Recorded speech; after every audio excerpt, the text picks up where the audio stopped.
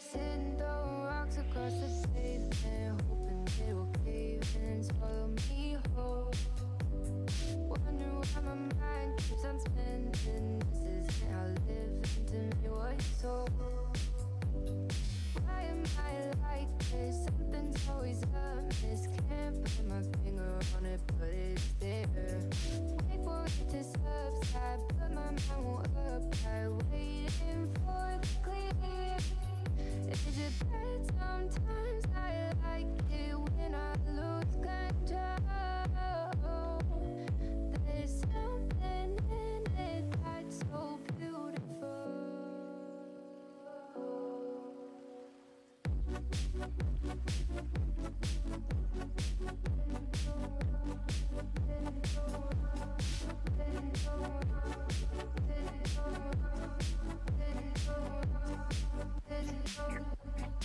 Listen, I can see the light,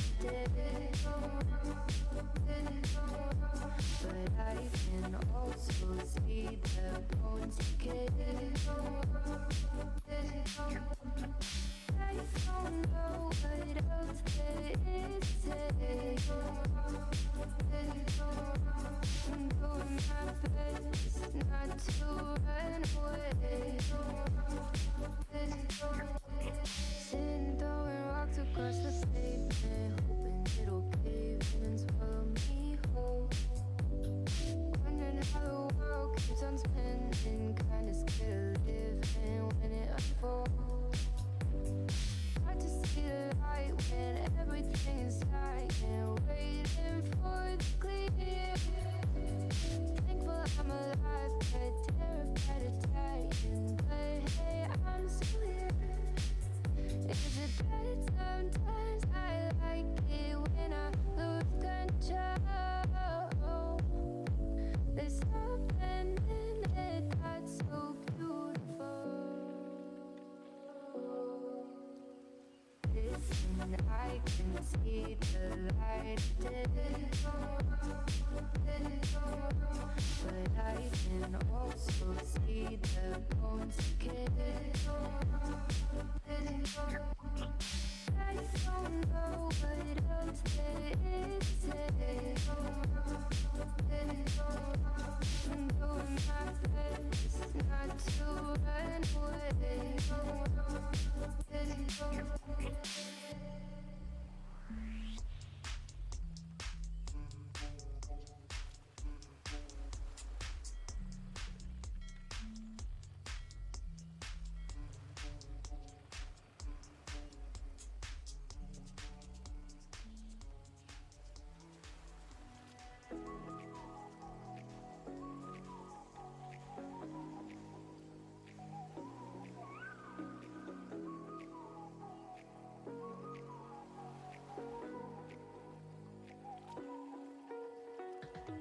You're the night sky trying to make me see your stars, but the dark gets so lonely. Now I see violet, I can feel silence, and the dark's all that I see. When your stars have burnt out and your heart makes no sound, I'll find violet in your eyes. You'll always be my night sky.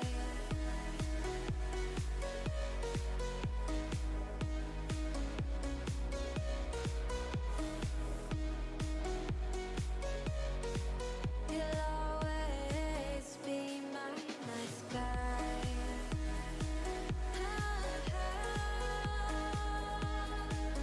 Be my night sky.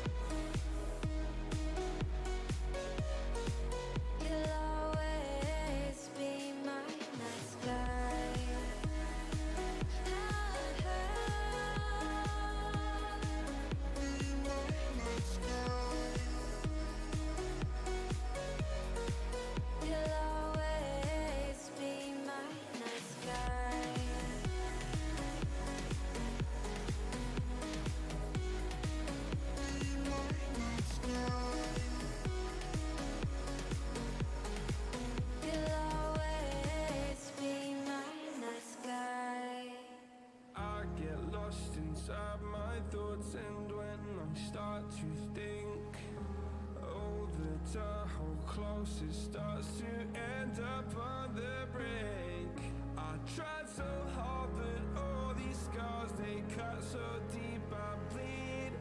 I fell so fast from heaven, it's like someone clipped my wings. Now I'm falling, and I can't see the ground. Can we stop this gravity? It keeps bringing me down. I can't breathe and I don't wanna die. Can we stop this gravity? 'Cause I don't wanna say goodbye.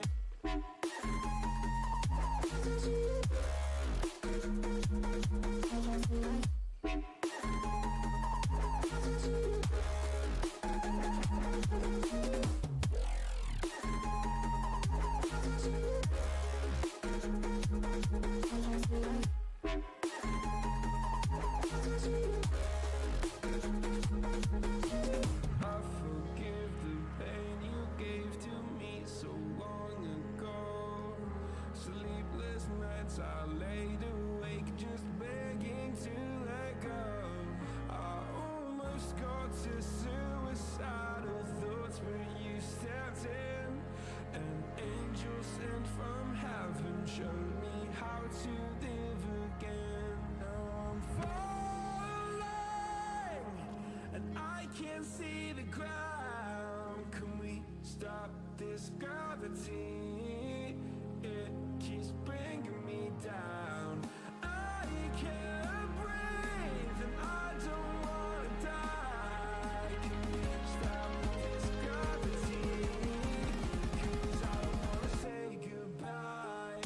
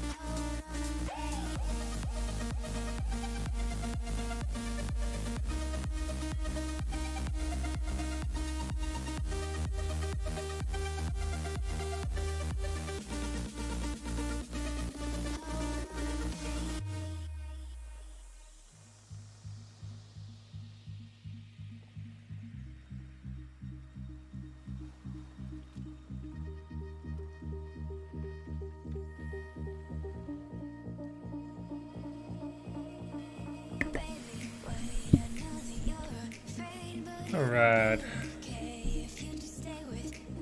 Let's adjust everything around.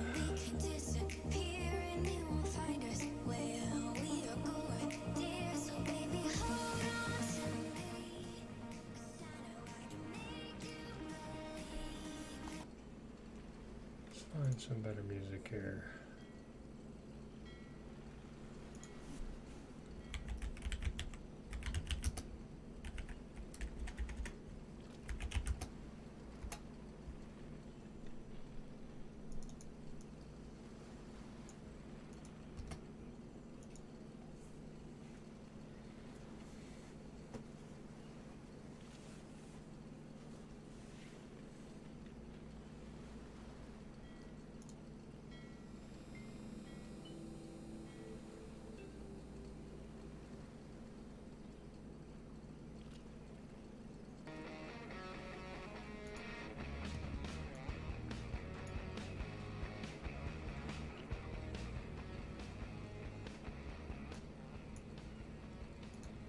So we get the levels right.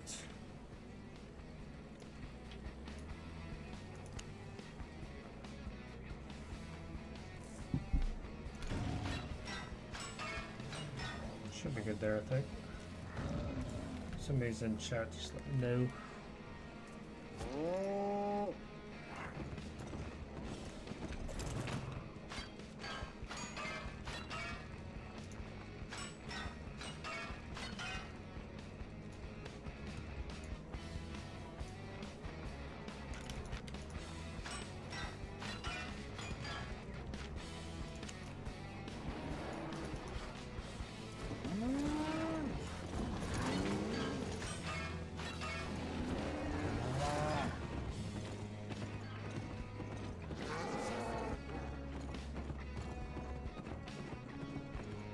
I shouldn't have bought that food, but oh well. I'll head back to town.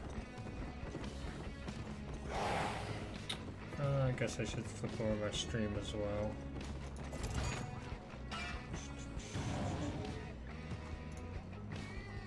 Here we go, boys. Fix camera.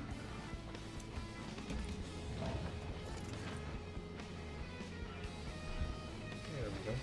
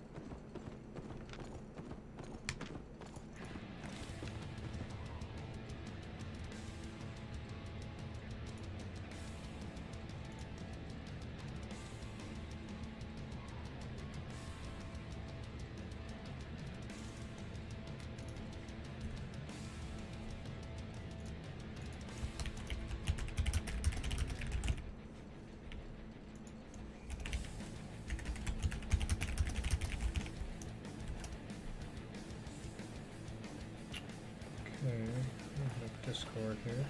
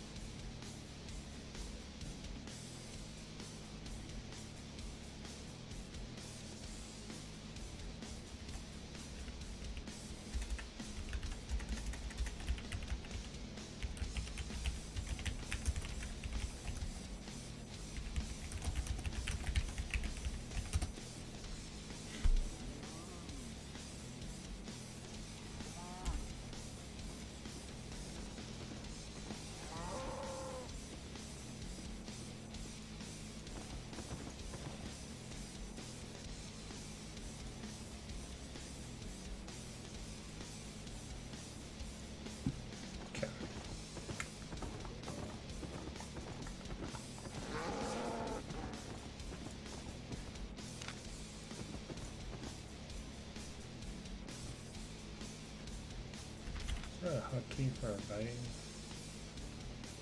Let's see.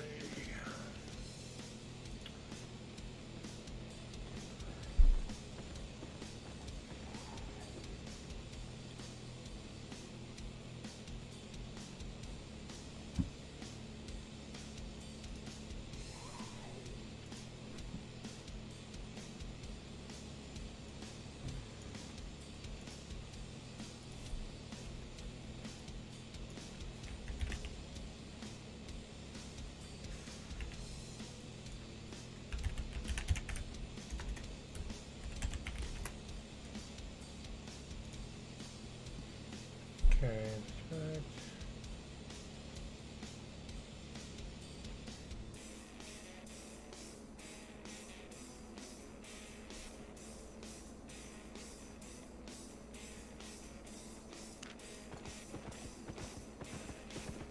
Welcome to the stream. Let me know if you can actually hear the mic and hear the game and hear the music. Tell me if the levels are good. If you have any questions, just starting a guild. Trying to get it all figured out right now.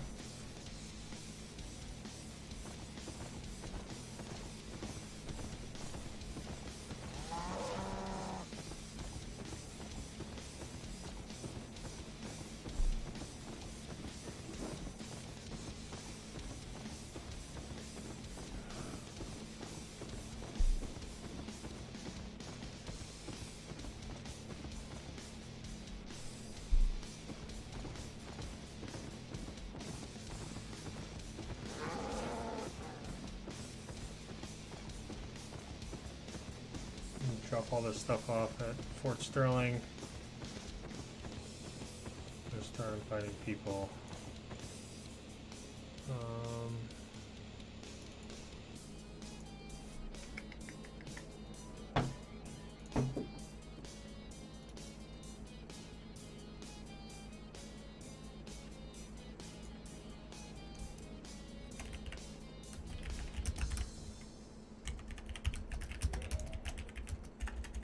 And where the kill the base from.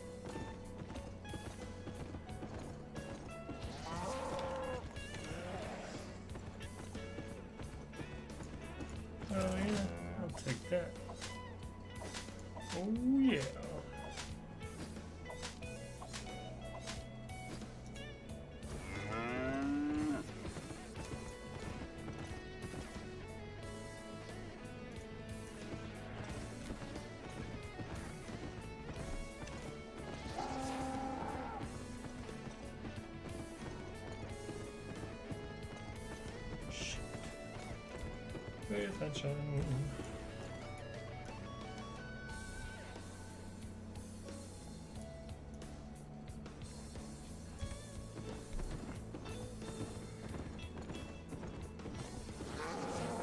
Freaking hop in here.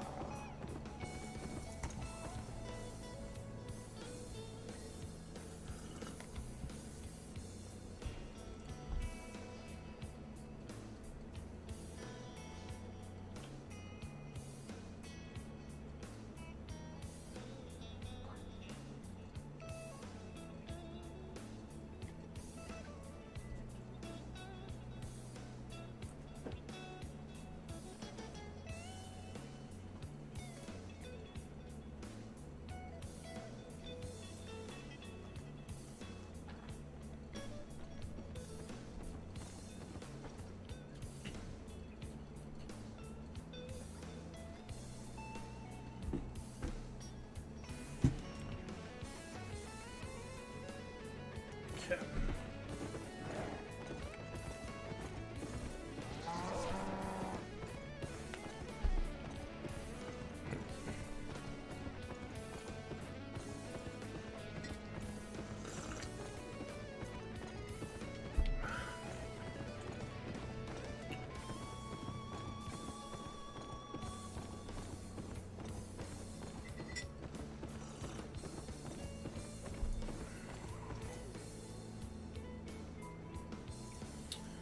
Welcome to the stream. If you're in there, say hi. You know what you're up to today. If you have any questions on what I am doing, feel free to ask.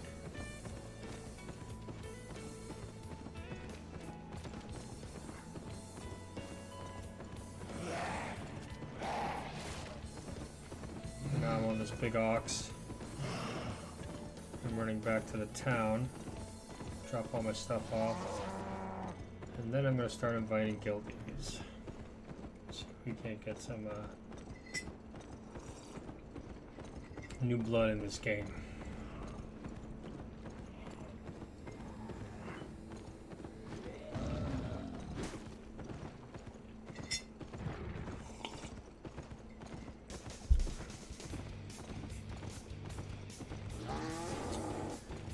Played Albion Online, let me know what your favorite weapon is. You don't even know what I'm doing, let me know what your favorite weapon is. Can be a real life weapon.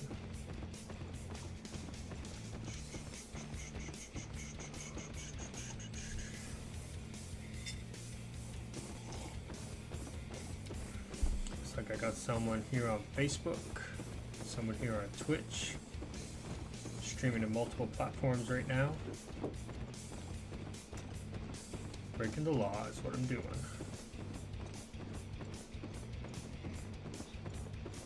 God damn it. So what my goal is, I'm gonna run, fucking stop going the wrong way. I run back to town and then drop all my inventory stuff off. And then once I drop all that stuff off, I'm going to go to the starter town and just mass invite everybody. Wait to guild. See if this guy comes to guild.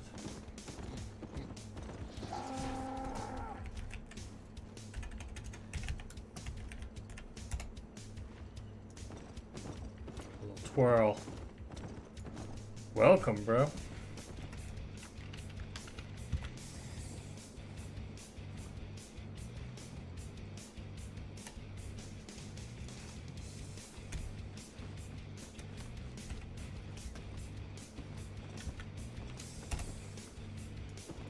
Oh, I don't think he speaks in English. Ha! No habla español. A, B, R.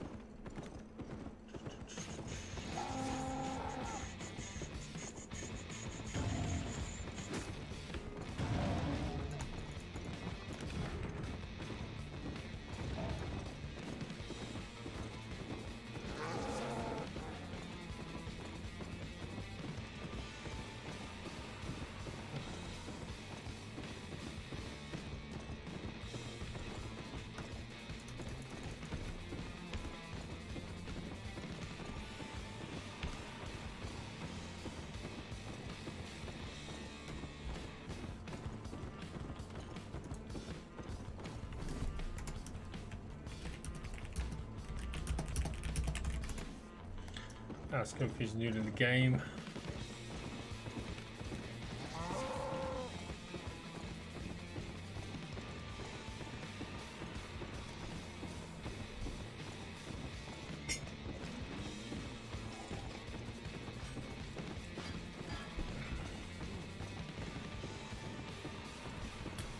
Not paying attention. Crap. Back to that bridge.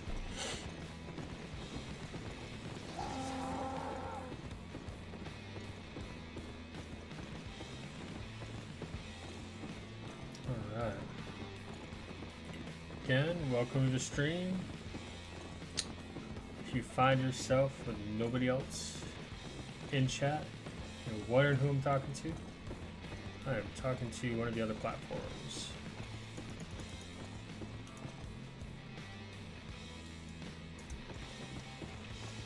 Okay. That's the one thing about this game. There is no fast travel. There is no auto travel. There's just you and whatever mount you're riding. Right now I'm riding an ox.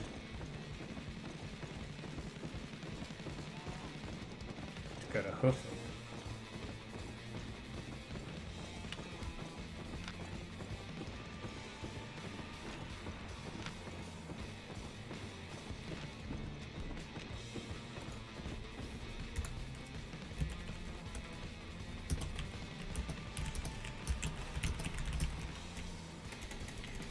He says he's not new to the game.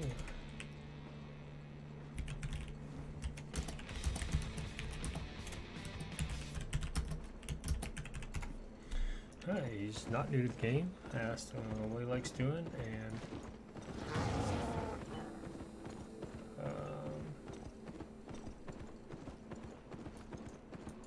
hold on a second.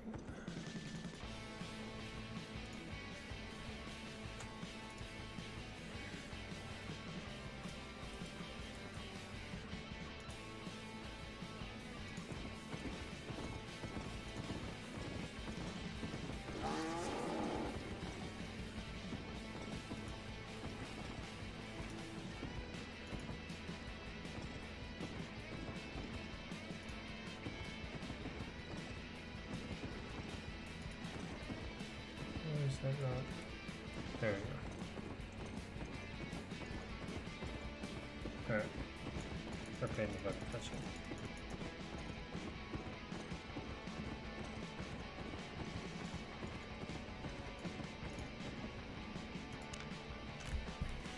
I just got a guild.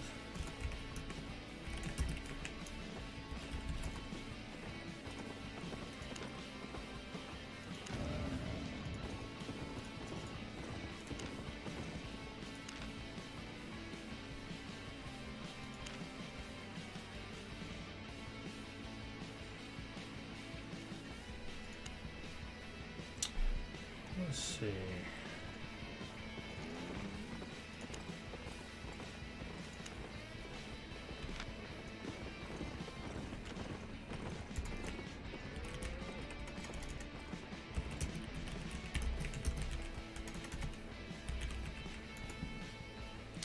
He says, ah, yes, I'd like to keep mining.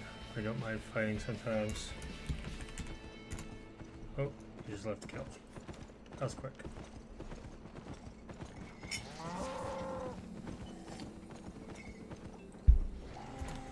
I know I do a lot of mining too.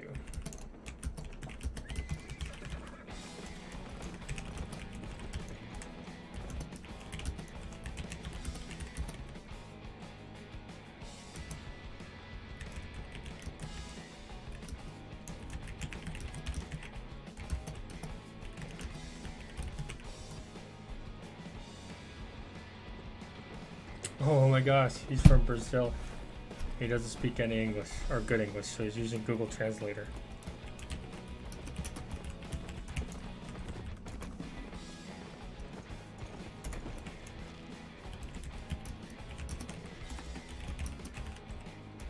There's a lot of people from all around the world playing on this game right here, because they don't have like separate servers for Russia or China or Japan or any of the other countries, which is cool because game's running 24 hours. It's a whole open world, and so depending on where you're from, you have all of your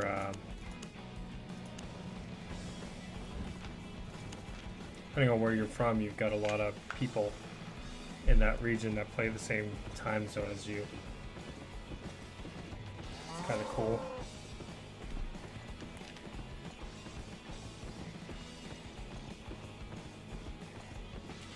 And if you're just getting into the stream, welcome to the party. Do you like to party? I like to party. Alright, let's put this stuff away, because we're going to go out and do something a little bit more engaging than this. Why is that in there?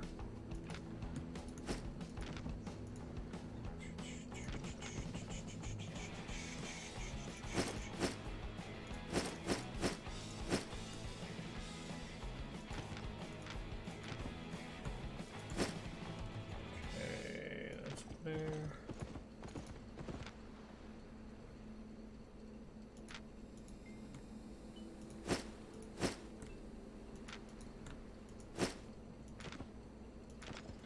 These are all the different materials that you can farm up. I gotta go repair and then put my stuff away.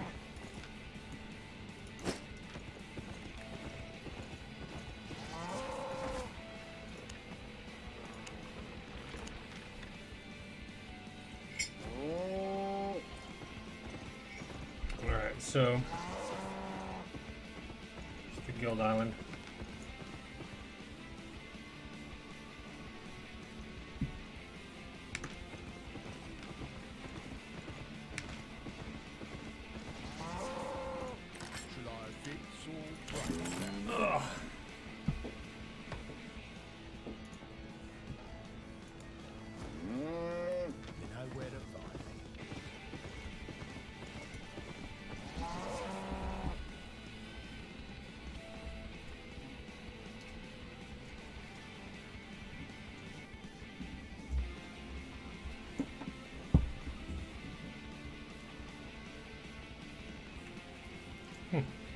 There we go. Okay, everything's repaired. I'm gonna switch mounts. So it's much faster. What did I leave in here? Did I leave 4? I don't think I did.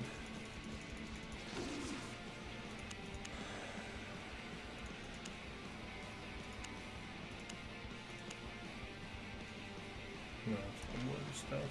Building buildings. Ready to leave? Here, the island. Hold tight.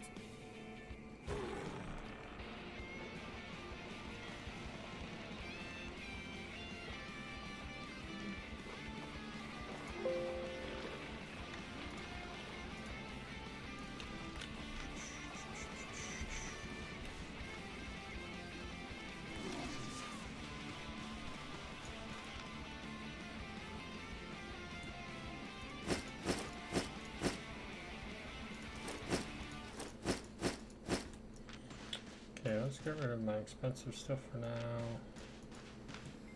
because I don't want to accidentally get caught out with it. I don't want to have to run back if I need to switch gear and stuff.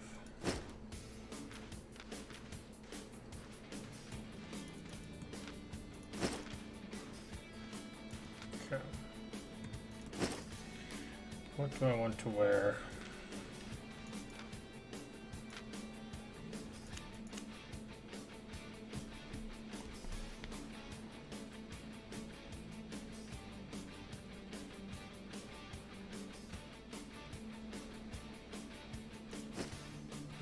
Pig to begin with.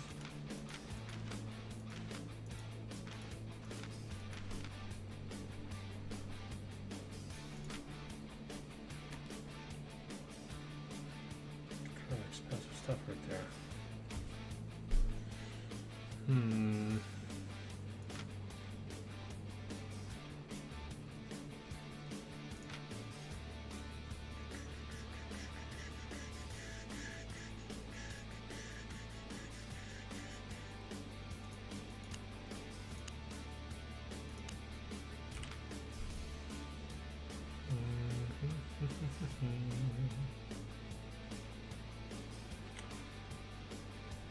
Yeah, I'll take that, I guess. backpack.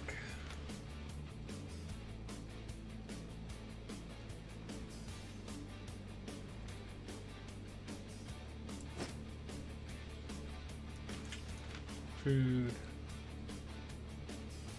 Cooldown food, or what do I want? Really? That's what that jacket is? Do not want that jacket.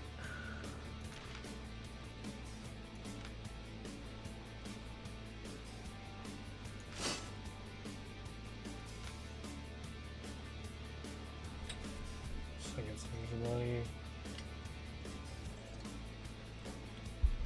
Yeah, because I want all attack speed.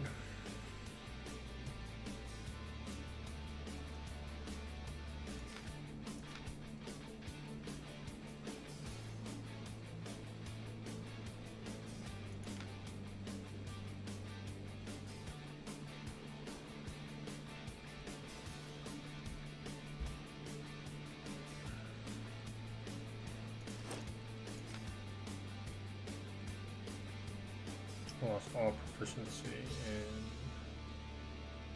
depth bow.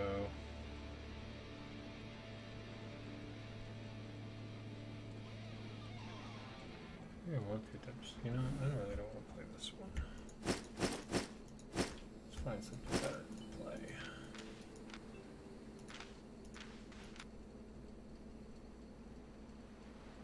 Just mess around and go frost, I guess.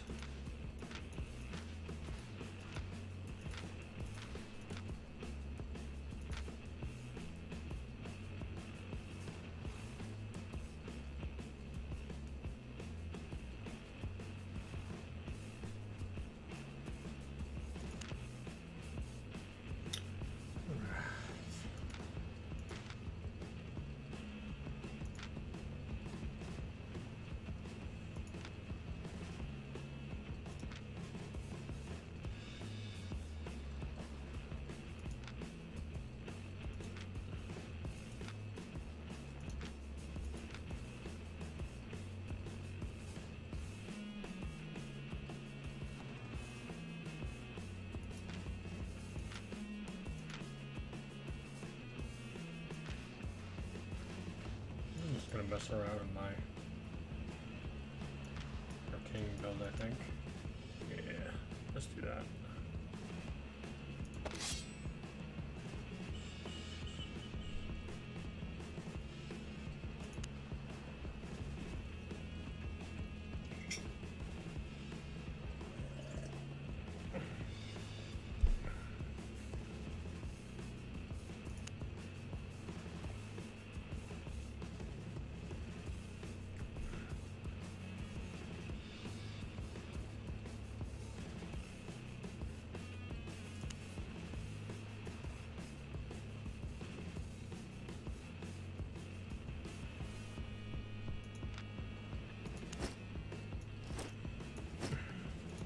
Mace with me. Shield.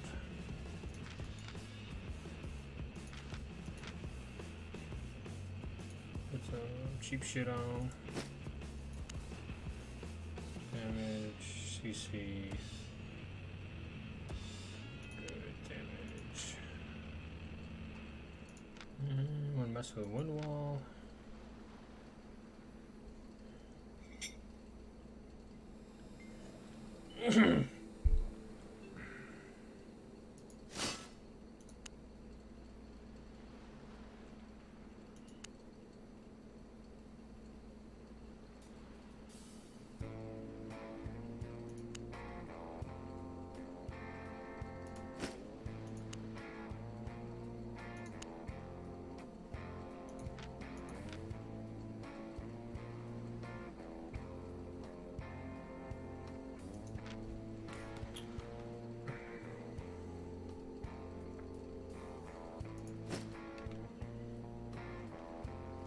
Not the worst stuff I could be wearing, but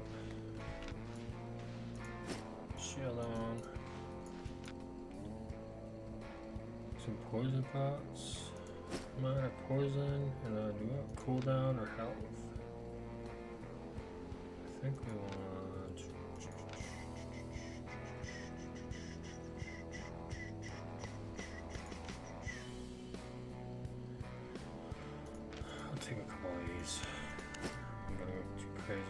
where this thing goes. Perfect. Alright, let's go find some fun.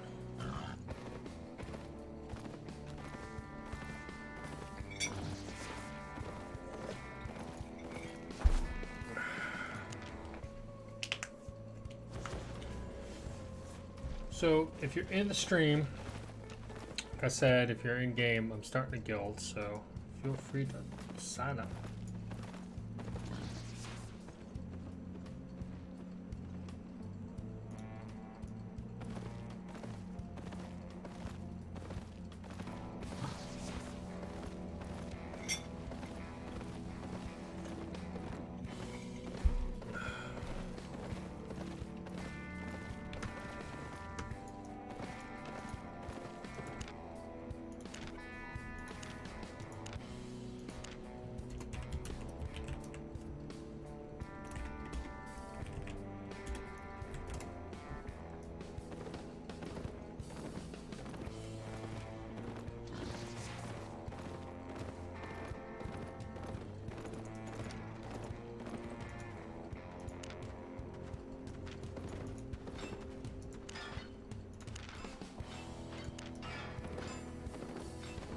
So when you're in a guild, and you leave the guild, you're gonna like wait like 72 hours. Oh, you know what? I need to bring my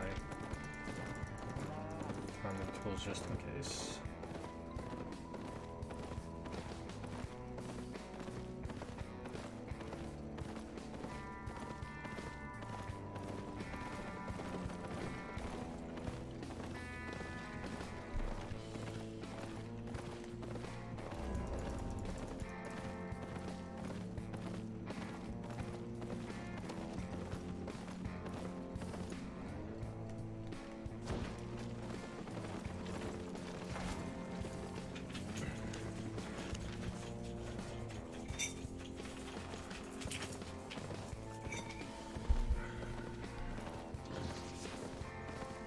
Just to say, I see something you don't want to pass up.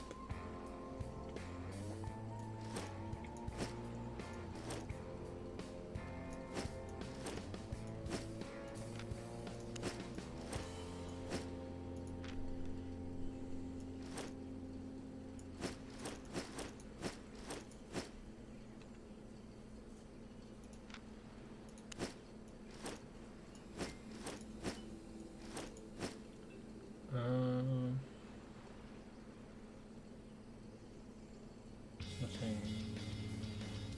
Just kidding.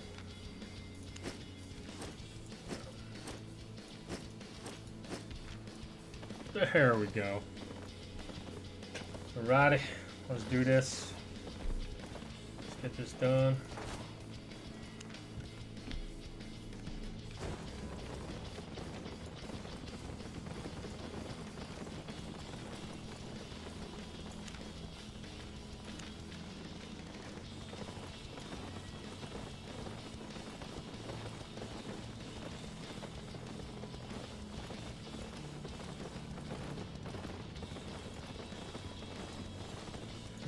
Guilds.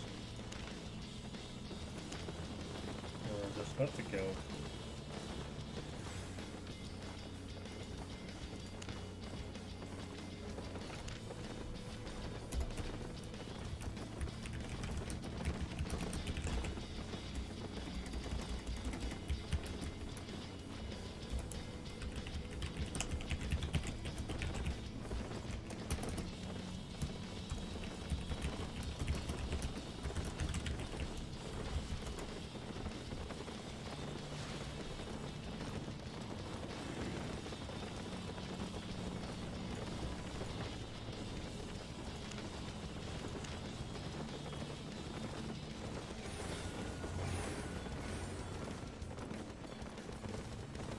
I'm gonna go to the very beginner area. See if I can't get some people to join the guild.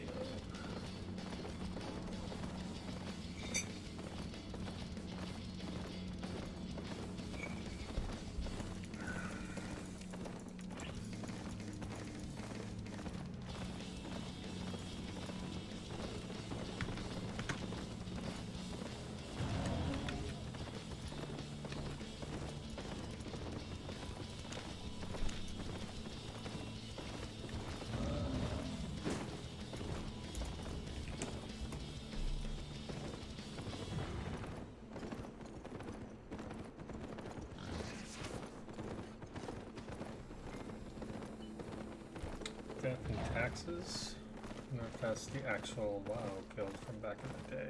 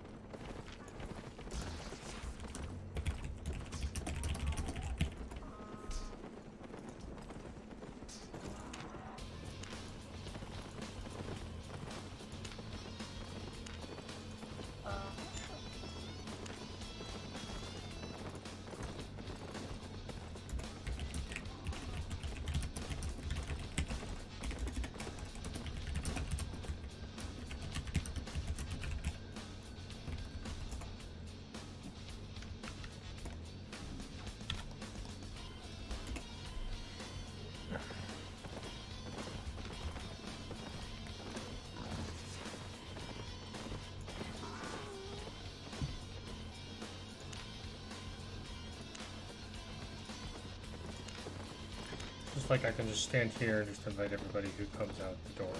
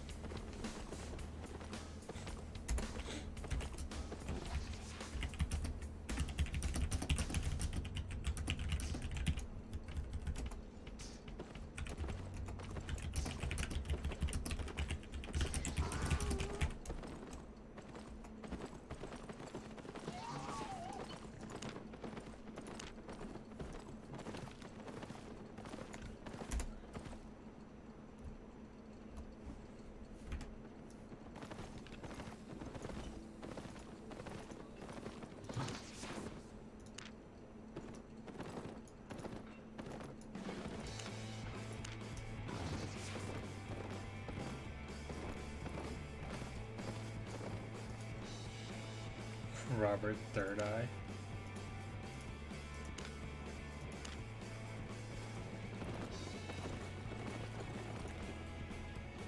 It's gonna get crazy up in here.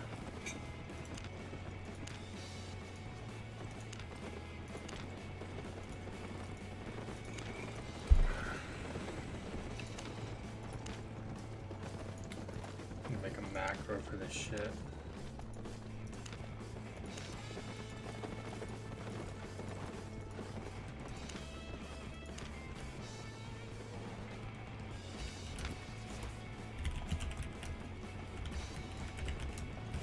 Got another guy who missed the one smith.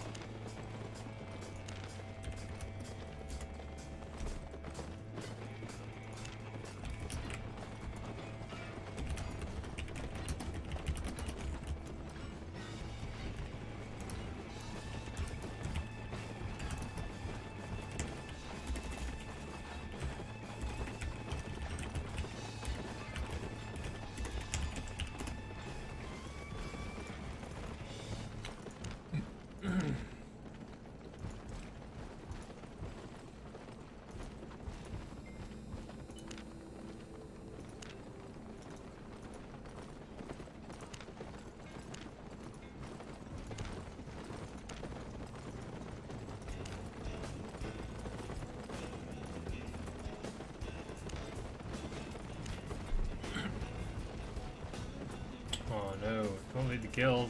We need the guild to get a cooldown, bro. 0 to hero.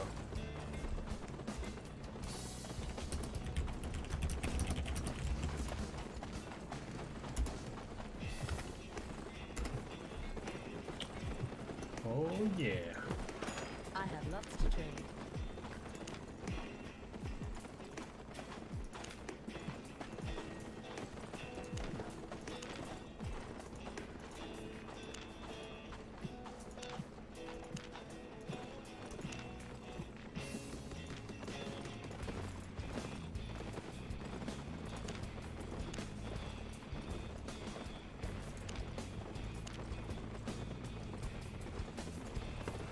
Buying or selling?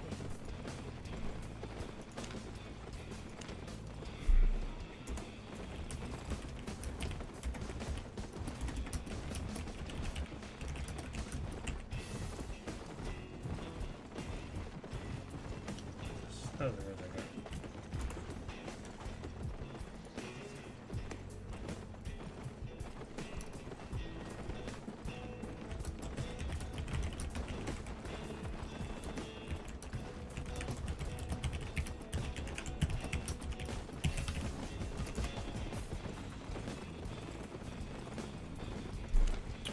Alright, goodness has a question.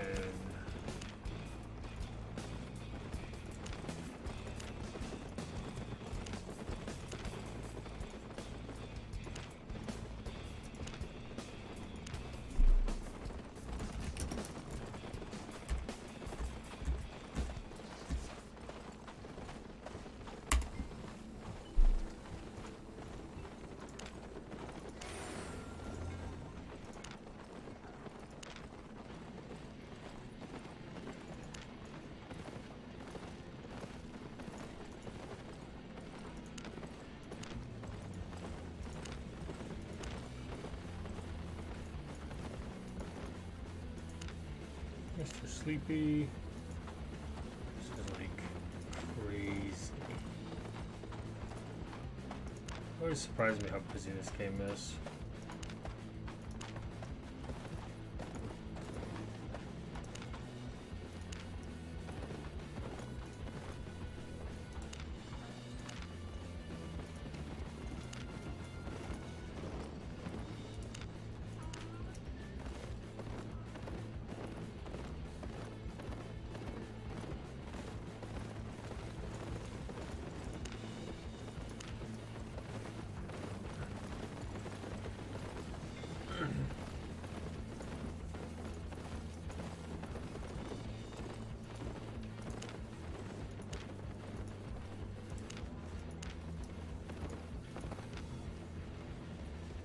Greetings.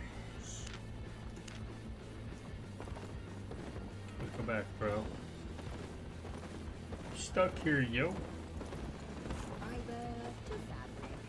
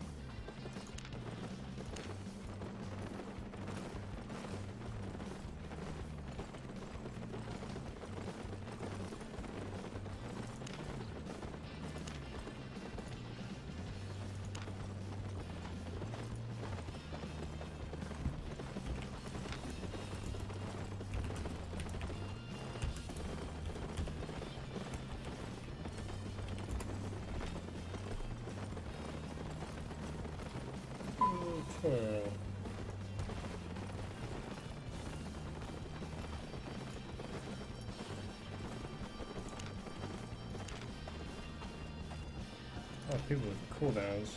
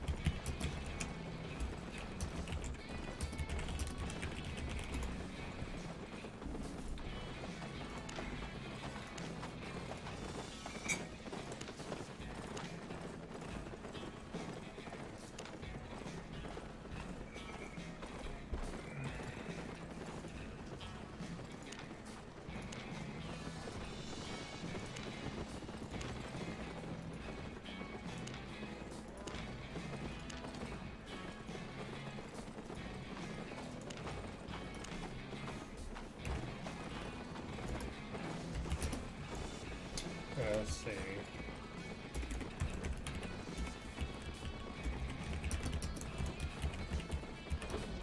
Picture of Madness. Mom for short.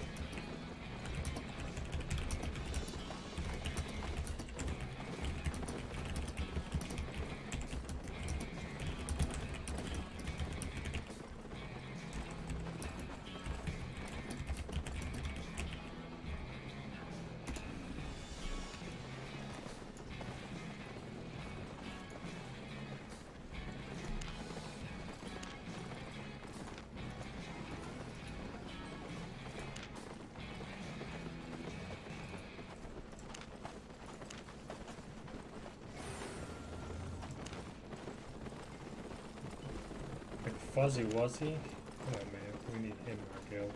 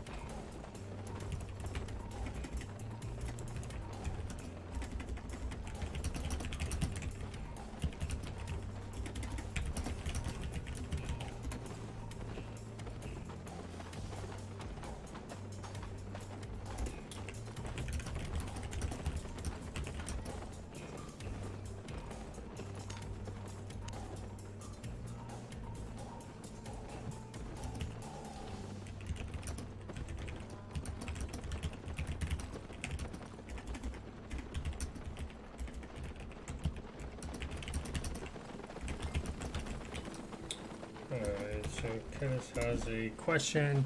Says, what do you do to increase the yield? He says he's been using salad while he's refining. So the only way to increase your yield is to use your focus. I just let him know that.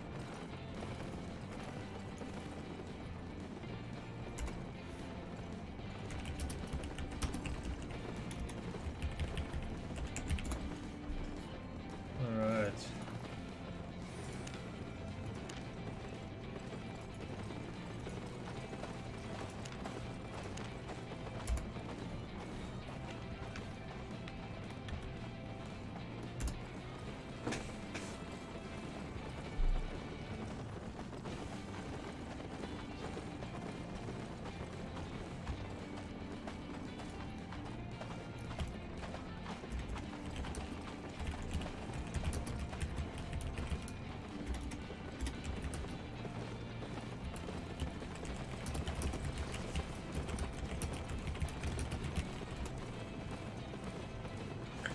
And Kentis just said, I type fast. So I guess I do.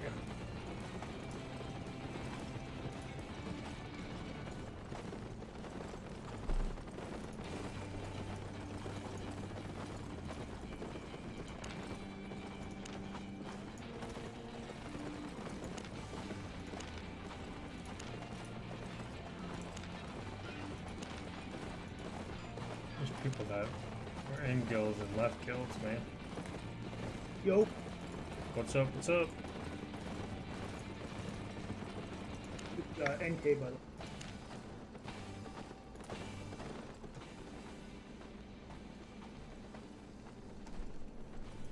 Can you hear me? Yeah. Cool. You say you just started? Yep. Very cool. What are you used to playing? I'm trying to go daggers right now. Daggers are fun. You can do like the dual daggers or the single dagger too is fun with the torch.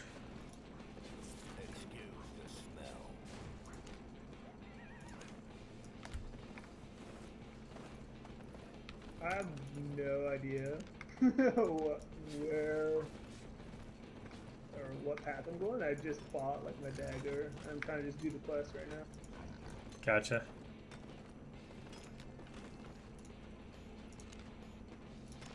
Once you get to where you got at least your tier 2 gear, let me know and we can go do like a solo dungeon to kind of show you a few things if you want. I'm down. I just have my tier 2 armor. I'm trying to pick up an offhand. I'm trying to figure out what goes with the dagger right now. The dagger, the crazy thing is nothing really goes together. It's what you want. So if you use a torch, it's going to give you, I think, increased cooldown and attack speed. A shield's going to give you, defense and threat generation. And then a book is going to give you, I think, cast speed, and I think it's reduced energy, maybe? I'm not sure. But then on each line, there's like if you go start learning the torch, you have like a hunting horn and a bunch of other stuff that does other things as well too. So kind of breaks off into more things. What would you recommend of my options? I think I just pick up a shield, right? Standard.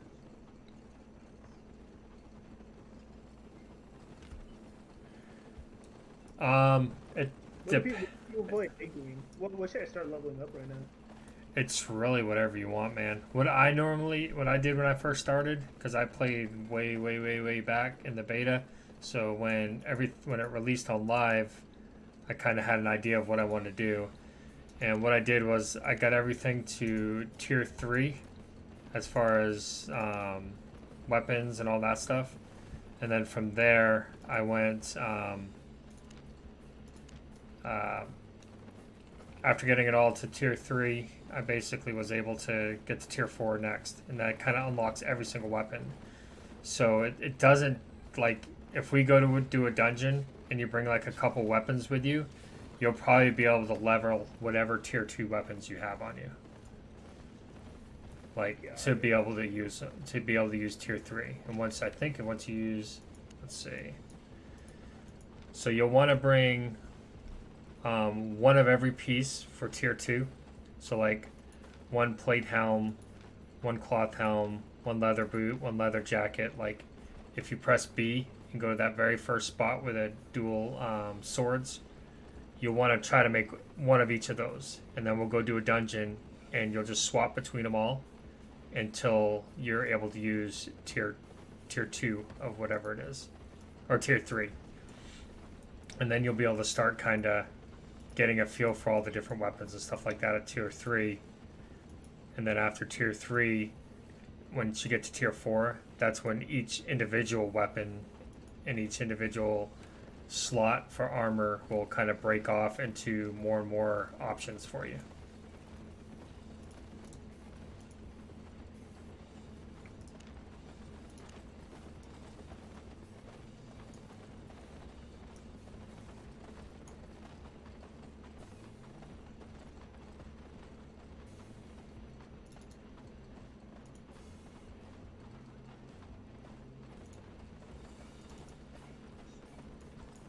Is it a bad idea just to buy all the tier 2 stuff right now instead of crafting it? No.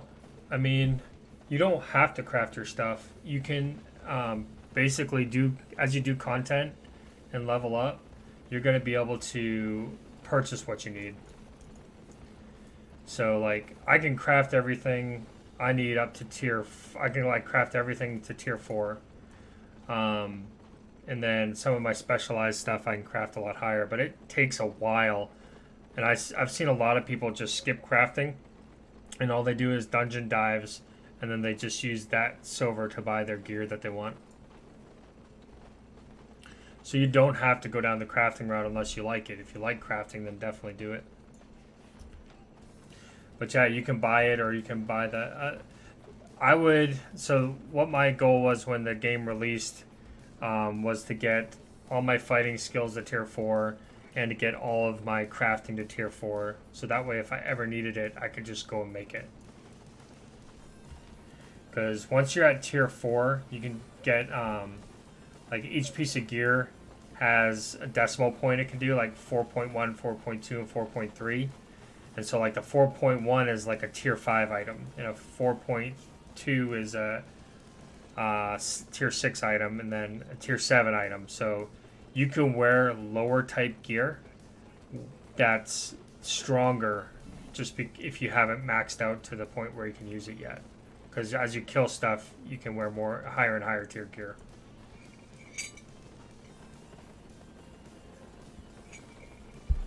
So the more stuff you have at tier 4, the more options you have, and the more stuff you can try out to see what you like.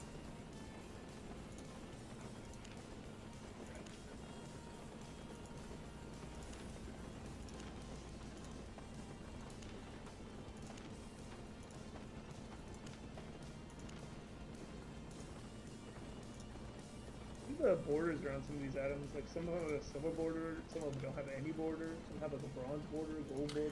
Okay, so as you're making stuff, like if you click on the item, it'll give you an item power, and then that item power will go up just a little bit. So if it's got no border up in the top left, it's gonna be the base item with no extras on it. And then if it has a little bit of a thick border, which is, I forget what it's called, so that's the quality. So you've got normal, you've got good, which is a little bit higher, then you've got outstanding, which is like the bronze one, and then there's a gold one that's even higher than that, and it just increases the item power just incrementally. So if you ever craft a gold one, just hold on to it, because it'll sell probably for quite a bit. But like a random chance that it comes out like a better version. Exactly, yep. And then you have the decimal point part, like that starts at tier 4, so you can do like 4.1. That'll just make it the next item level up. So this is the starting auction house and city and everything. You can buy from here because it won't be too crazy expensive, but don't sell stuff here. You're gonna want to run 2 zones over to Fort Sterling, and that'll be where you can actually that's where you want to sell stuff because people will have more silver up there. Got it. So there's some people that just run between this starting town and the main city, 2 zones over, and all they do is they check prices, grab stuff from here that's selling for cheap, bring it up there to sell for more. It's a pretty cool game. There's so many ways you can actually make silver in the game.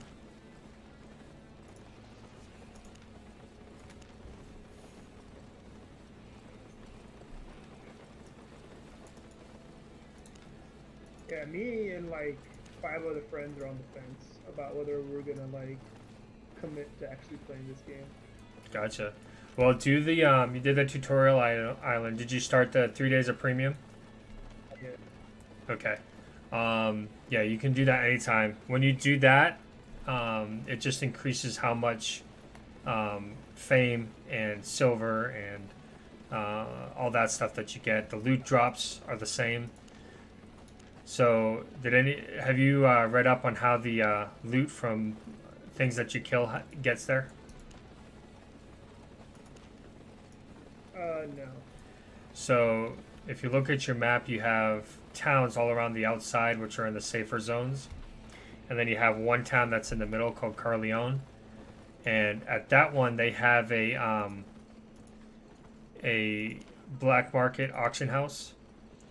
And if you actually take stuff to the black market auction house and sell it to them, that's what drops off the creatures in the world. So everything that you get is made by somebody in the game.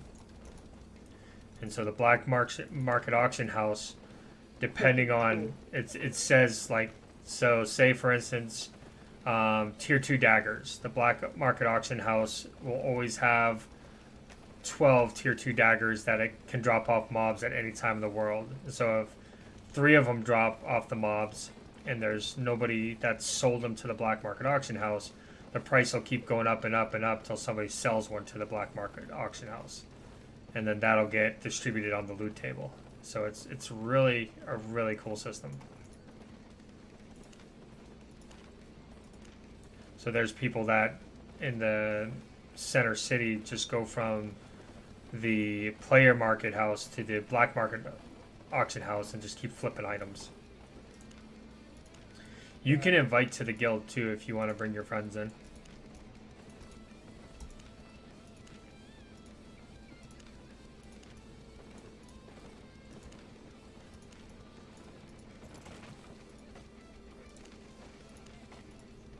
I think I got one of everything.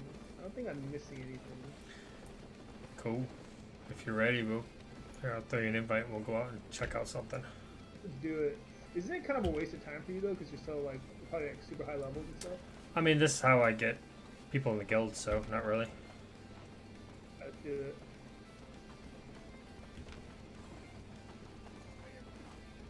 Which one were you in guild? NK rate.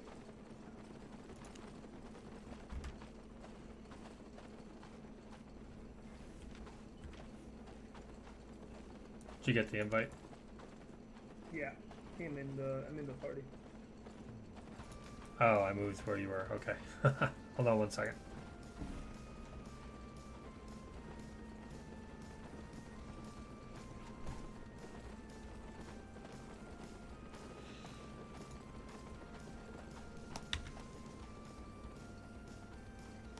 What should I do with all this tier 1 stuff? Just like, is there a vendor or no? Can I just destroy it? You come over, let's see, where is he at?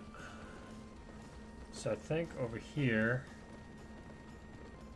So the repair vendor has a place that you can actually dismantle your stuff. I think the repair vendor is down here. Yeah, I don't remember in this spot. Yeah, right here. So if you go down to salvage, you just throw it in there and it'll break it down and give you the raw materials from it.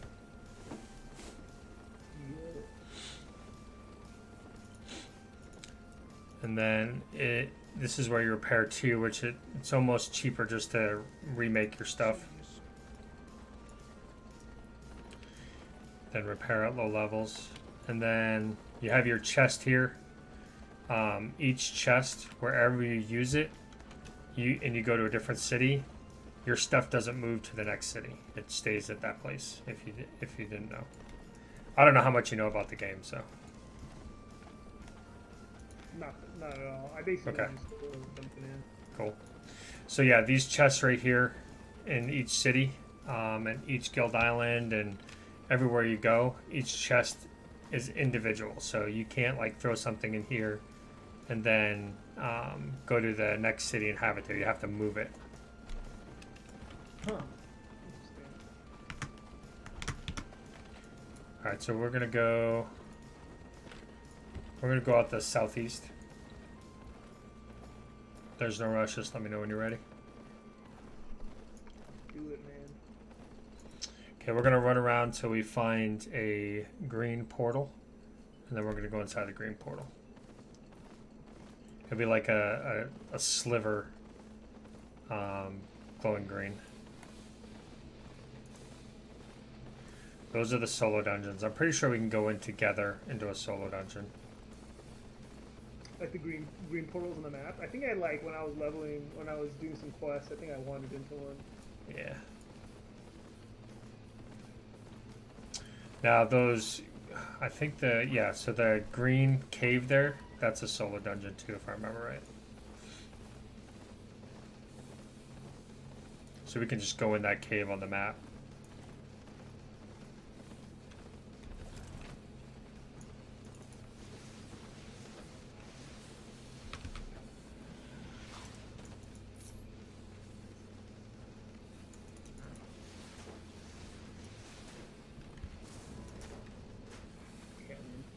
Alright, I'm gonna run there now.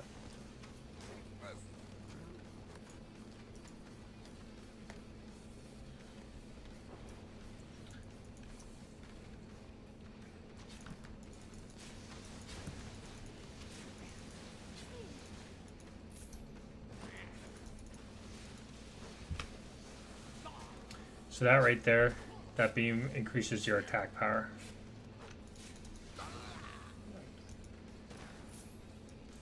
So the build I'm running is a support build, and then it's basically I've got a big AoE stun that I can drop on people, and then I've got a shield with my boots, and then I've got that right there sucks them in, and then I can boost your attack power with that.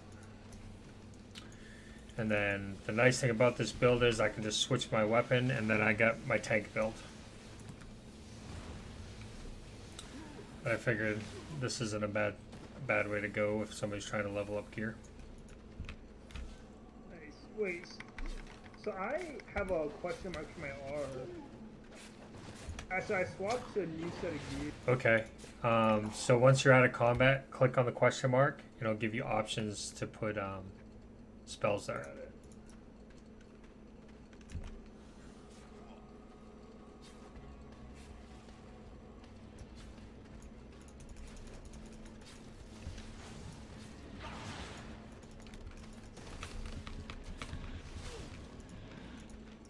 In terms of getting the silver, is it, you just click it? Like, is there any other way? Yeah, just click it and then we both share it. Got it. So now I've got my mace on. I've got almost 100 spec in mace.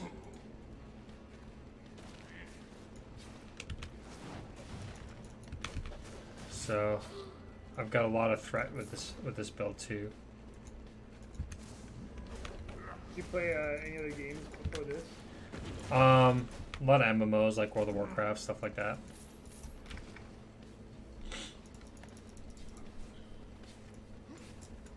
Yeah.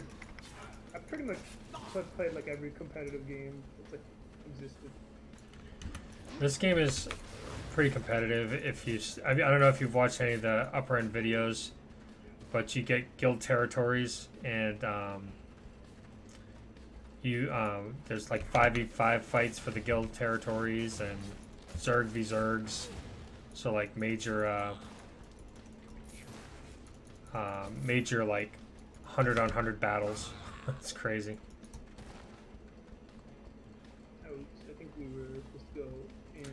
Yeah, we can go down through there.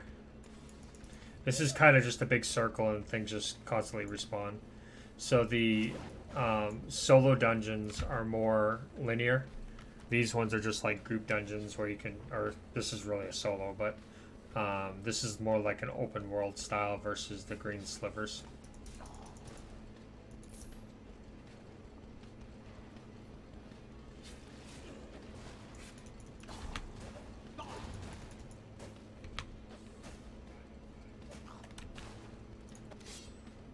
Is there like a boss here? Or no? No. Teleport back to large road.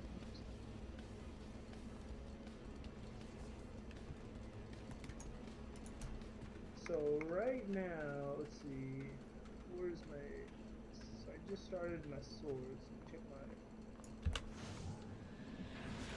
How do I get these learning points? How do I check how many learning points I have? You get learning points. All right, so hit I, and then you got the little tab that clicks out. Yeah. And then at the very top, where you press that little tab that kicks out, you'll have average item power, then focus, which is what you use when you're crafting, and then learning points. Those generate over time with premium, or if you hit, you see the little adventure challenge, the little key thing on your right side. Yeah. If you press that, the very top part, you get a book at the end, which gives you a boost to fame. But also, every time you complete that each day, you get 20 learning points. Now, if you have premium... Can you repeat, where is that? Alright, so press the little key on the right side. You see where it says Adventure Challenge? Yeah. Okay, click that, and then it brings up, it says Undead Challenge July 2020. So without premium, you get the very top part. It says get your daily bonus. So if you fill that bar up, you passive hold on, no, with premium you get 20 learning points.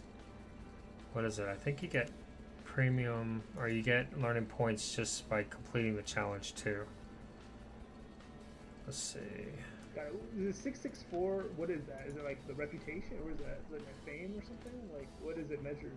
Oh, the blank out of 1200? Yeah, 664. Okay, once that bar fills up, it gives you an extra bonus of 50,000 fame, but it's for this monthly premium reward, and then for the weekly chests. So see how that, like, once you fill that bar up with 1200, you'll see the monthly premium challenge jump up, and then the chests at the bottom unlock a good chunk too. Got it. So right now, I'm trying to level up my sword.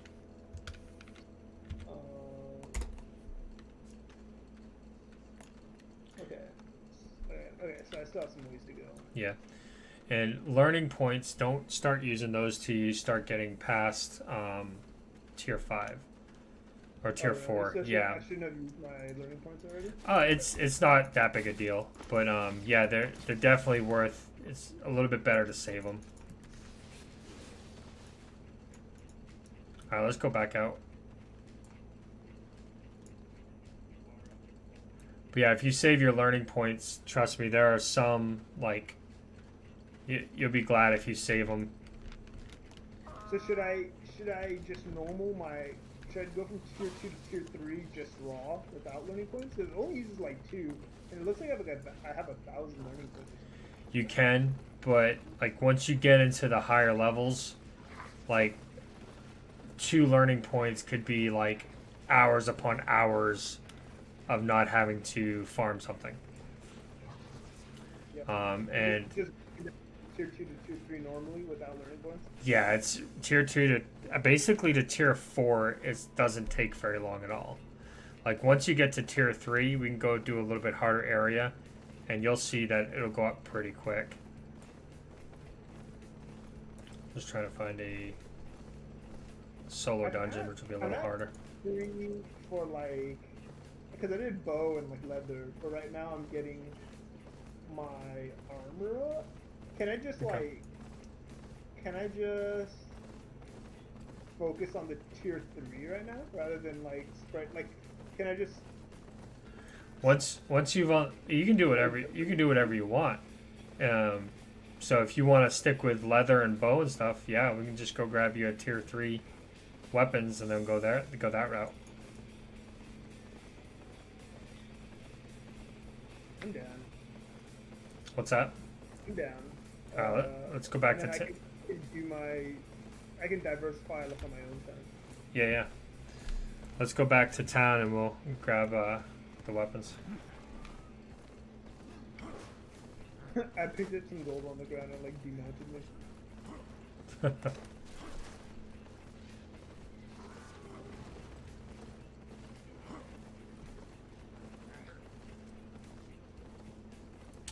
Now, if you're planning on doing any gathering, I would recommend saving all your learning points just to level gathering from level 5 to 6, because that's the hardest amount of gathering.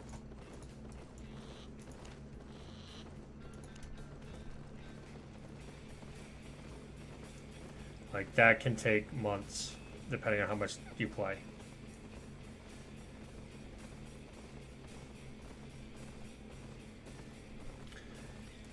So the only thing I could say with learning points is don't use them until you know what you want to do and you get a grasp on how hard it is to level certain things.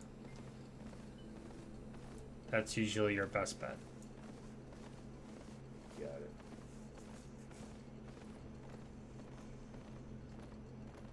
Do you have premium? Yeah.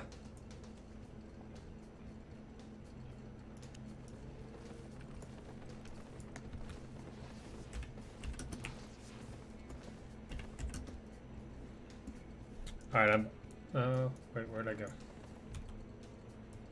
Oops, I went the wrong way. Alright, just go back to the city, don't come in the way I went.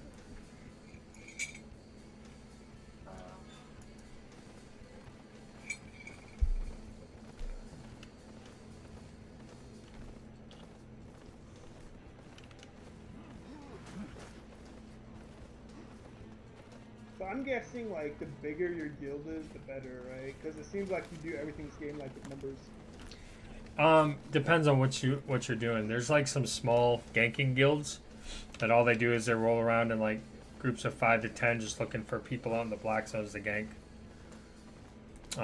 Then there's small guilds that join alliances, and like all that is 5 guys that are friends, and they go in and do all the PvP for a bigger guild that doesn't have a good PvP team.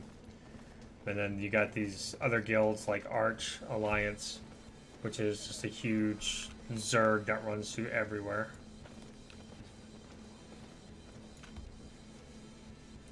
So there's just a lot of options, really. All right, what do you need tier 3? I'm gonna get the whatever upgrades from leather, I think. Okay. Do you have enough silver to get them? I'm checking right now.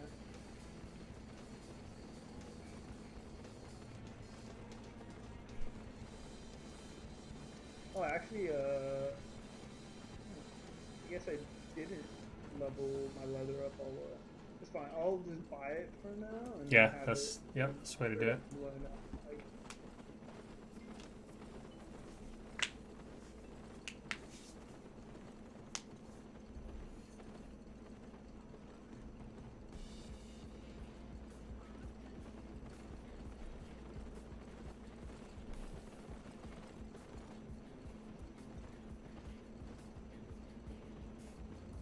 Got everything?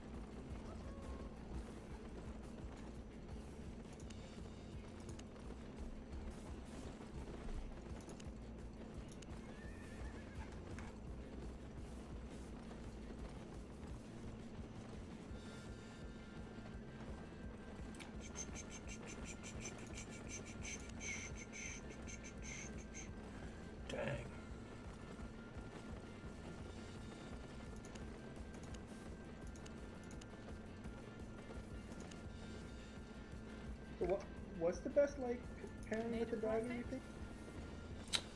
If you're gonna go single dagger, I would say probably torch. Oh, but there's also like a double dagger. Yeah, there's double daggers too. Yeah, you just gotta look at the spells and see what they do. Got it. Does no one really? Does anyone go single dagger for PvP? Yeah, you can, because I think the single dagger has. So your third spell is what usually is different between the weapons. So you got like bloodthirsty blades for a one-hander, slit throat for the double daggers, claws gives you a that's probably going to be good for PvP for ganking because it locks the person in place as well. For escapes and bloodletter's really good, but that takes an artifact, so those are more expensive than normal.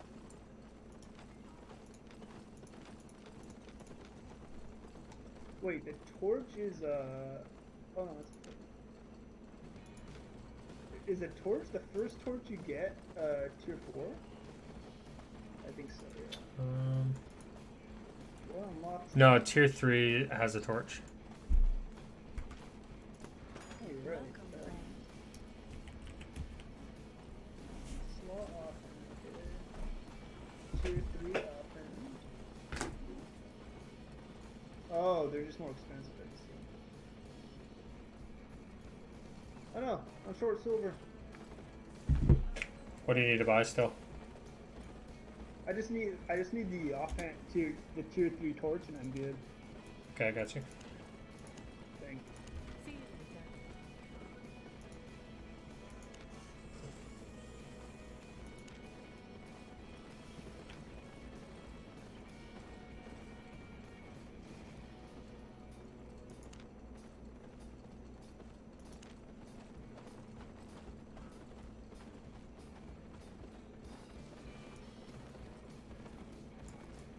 Hold on a second, let me trade with you. Alright, don't move.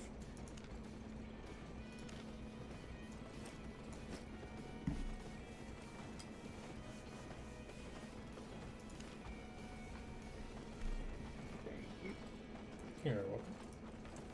Alright, I'm good. Alright, so we're gonna go it this way. The southwest. See if we can find a little bit harder spot.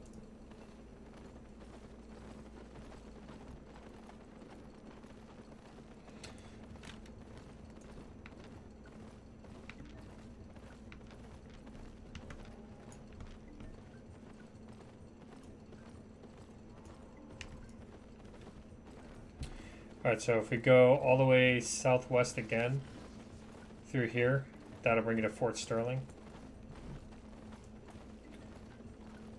It'll be a little bit, a lot busier than the last place.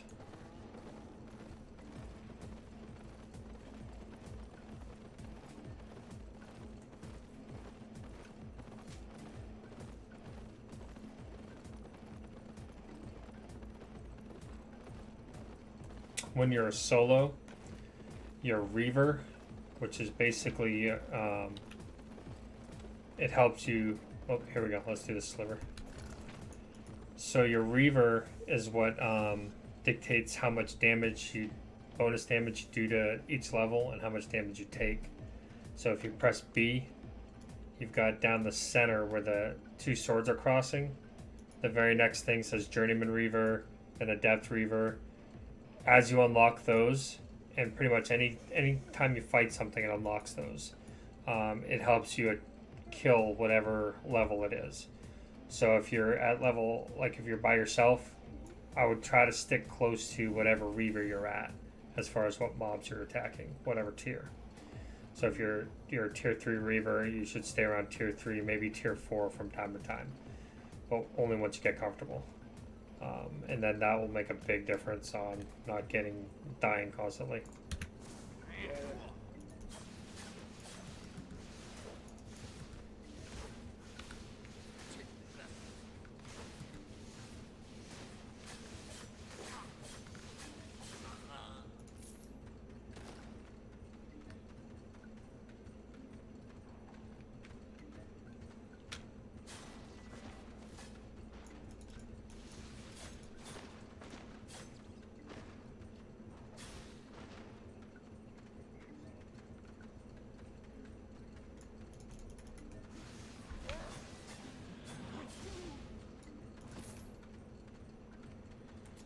Now they have what's called a Hellgate, and what that is depending on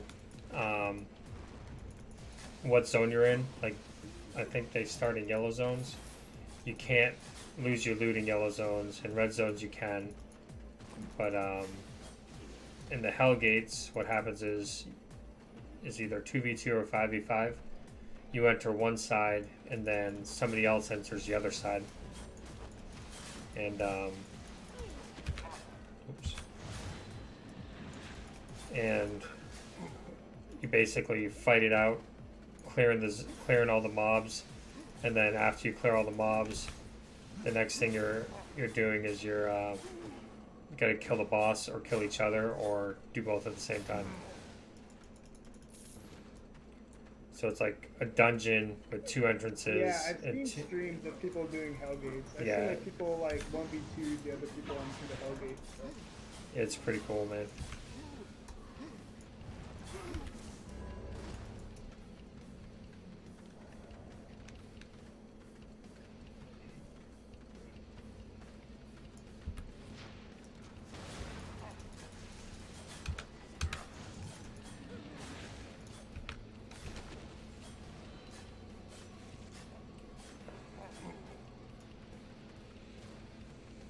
My only gripe with this game is I wish the combat was a bit deeper.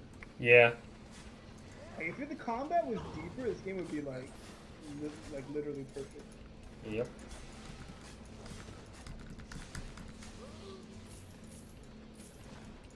The big thing was when it first came out, it was they were trying to go multi-platform, and you can still play it on your phone, you can play it on tablet, but outside of like blue zones and yellow zones, I really don't play it like that.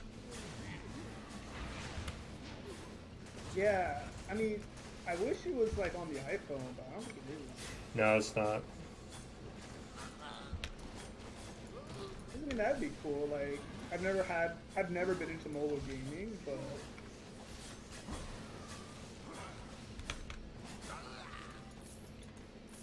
Yeah, and they just redid the Android and the mobile app where I don't know if you've ever played any games with like the joystick and then the buttons on the side, but they made it so it's a lot easier. You don't have to like tap to move.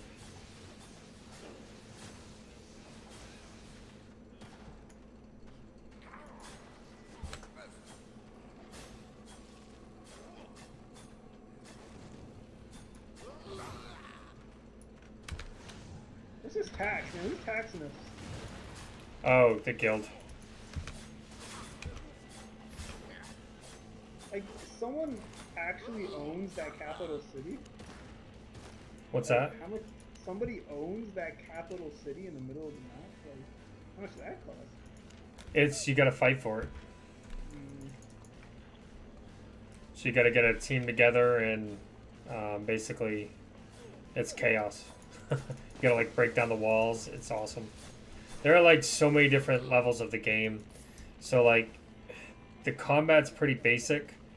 So what's crazy, actually if you go to Twitch, they're probably streaming it.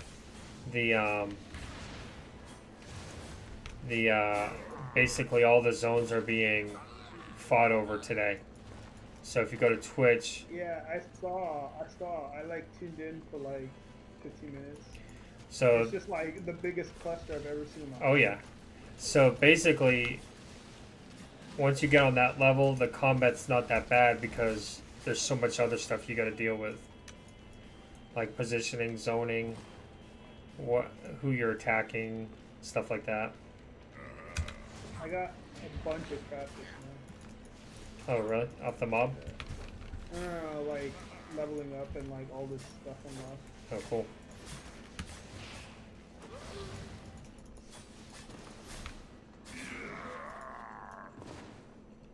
Yeah, see, it's pretty quick to level.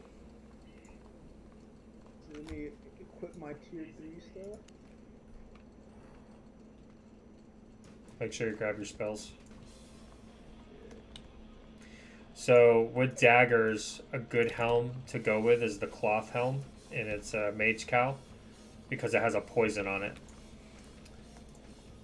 Oh really? So Yeah, maybe should I equip that now? Yeah, Like, if you've got a cloth helm, throw it on because you'll want to get that. Put that on. Because once you get to tier 4, you can wear the mage cowl, Okay. and it's a really good bleed. And then there's one jacket with bloodlust that when you pop that increases your damage a little bit, but it also here we go. It also increases your damage, but it also gives you basically for every bit of damage you do, you get health back. So it gives you health regen. So if you throw your poisons on them, as well as then pop the bloodlust, you'll like just wreck them, and you'll heal up.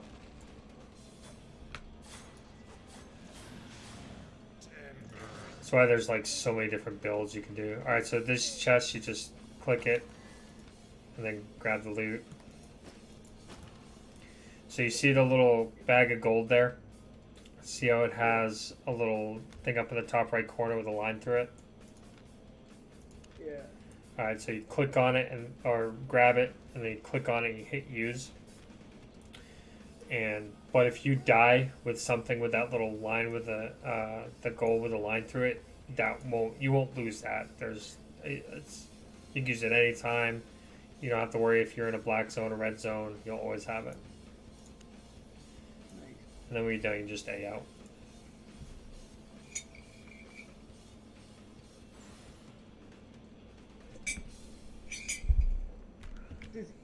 Do the boots and the chest and the helmet all have their own skill trees? Yeah. Yeah, so once you get to tier 4, each, like, your chest piece will have, like, 6 different options. Like, 6 different chests you can use. And your helm will have 6 different options. All the weapons have 5, 6, 7 different options, however many are there. That's pretty cool. So that's why you can just mix and match whatever you want. Like, right now I'm wearing mostly plate. I've got a helm that's an artifact helm, which means it has an extra piece other than just resources, like that you have to either get as a drop or farm. And then I've got a regular chest and regular boots, but then I'm using an arcane staff, which is basically on the mage tree. And then the arcane staff itself has like 5 different options. So it kind of like, just like the daggers, I'll have like 5 or 6 different options. Alright, so this is Fort Sterling. This is the first big city. If you come over where I'm at right here, there's a little guy underneath here. You click on him, and then it says travel to. Don't click the other cities, because if you click the other cities, it'll charge you if you're not naked. So you'll have to pay for anything you have on and in your bag, because they want you to run to the other cities, or you can store stuff in the other cities' chests. But click on Mixture of Madness Island, and then that'll bring you to the Guild Island. Go there? Yeah, Okay. and check it out.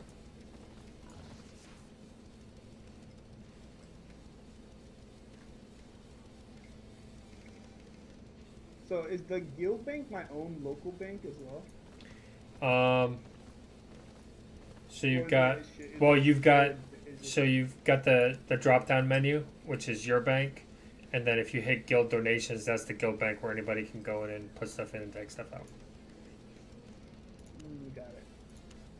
And then if you hit the right arrow, and it allows you to line up 2 different banks, so you can kind of flip things between the 2. And then if you hit N, that'll bring up the mini map, and that'll kind of show you what I have built on the island. So I have all those crafting stations.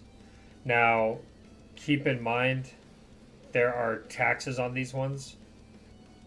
Let me see if we're taxed for low level stuff.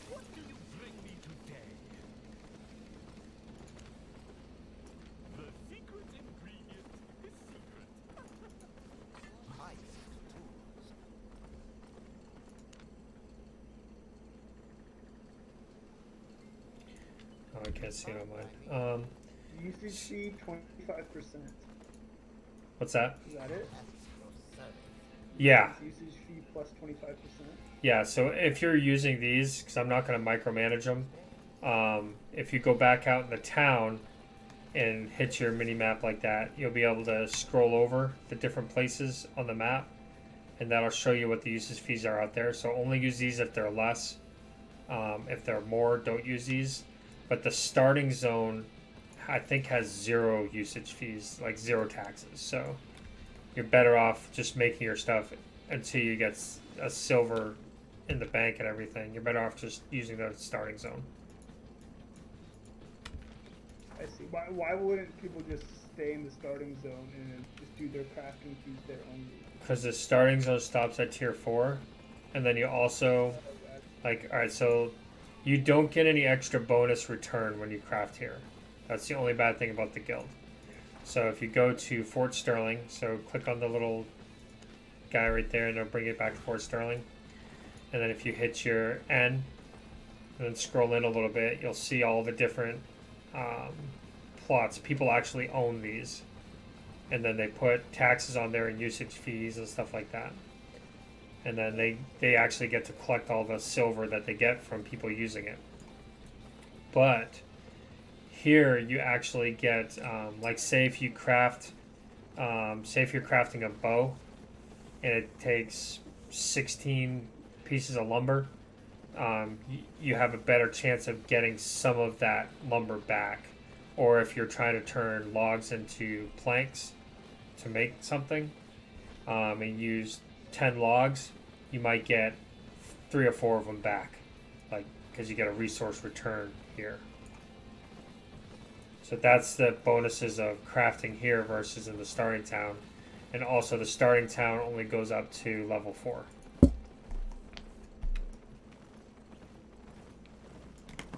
What the usage fee users versus associates mean? If you befriend, like, say that mage one that's just to the left of where we're standing, or the chest, it says 10% usage fee and 10% associate fee. So say if you talk to, it looks like the owner is 1800 PK for gold, which that's a dumb name, but whatever. Say you know that guy, and he's like, well, I'm going to let you use my Elder's Mage Tower for only 3%, and he puts you down on the list as an associate. So then you can use it for a cheaper price.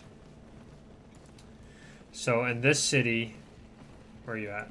Some of these, where the user fee is 999%, but the associate fee is like 35%. Yeah, so basically he's letting only his friends use it, and then everybody else is, if they're going to use it, they're going to just get ripped off. So if you just scroll over them, you'll see who's got better taxes. There's a guy like right across the street that has like normal pricing. Alright, so if you come back down to the center, you've got a few portals down here that you can walk into. You've got one that's the auction house, because this city's so full. They section off the auction house and they section off the city chest. So if you go in here where the auction house is, the little hammer, this is the auction, and there's a lot more stuff in here all the way up to tier 8. Stay on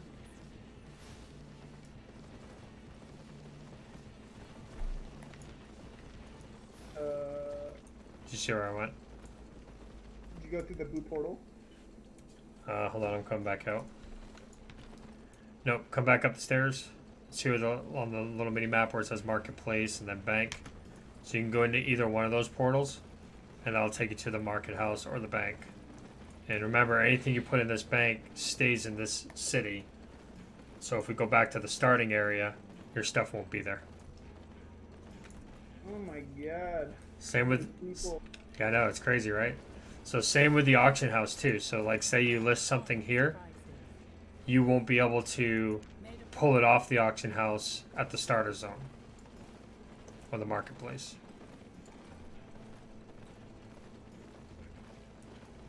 But it's just freaking crazy, like, how many people play this game.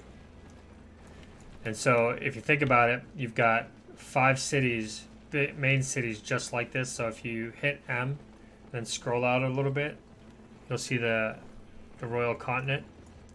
And then if you look around the outside, northwest, you'll see Thetford, which is the next city. So you'd have to run there. So like say if you had ore and you knew since this area is rich with a lot of ore, it sells cheaper than it does in like Thetford or Martlock. You could actually grab a bunch of ore from the auction house and transport it over and sell it at the other place for a profit. How do you know what the price is at the other place? You have to run. You're on Discord with somebody else. Yeah, you can definitely do that. You can also, if like I said, if you come here, come to this next room.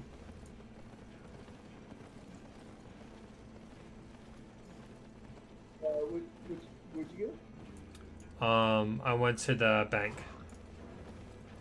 Oh yeah. If you come to the bank and drop all your stuff there, what you'll be able to do is take the little ferry guy, and it won't cost anything. So you can just take the ferry from one place to the next and to the next. Kind of jot down all the prices for stuff you think you want to buy and transfer around and sell. So like the guy who was where we took the island, that guy, right? Yeah, the guy who took us to the island. He'll be the one that ferries you to other places.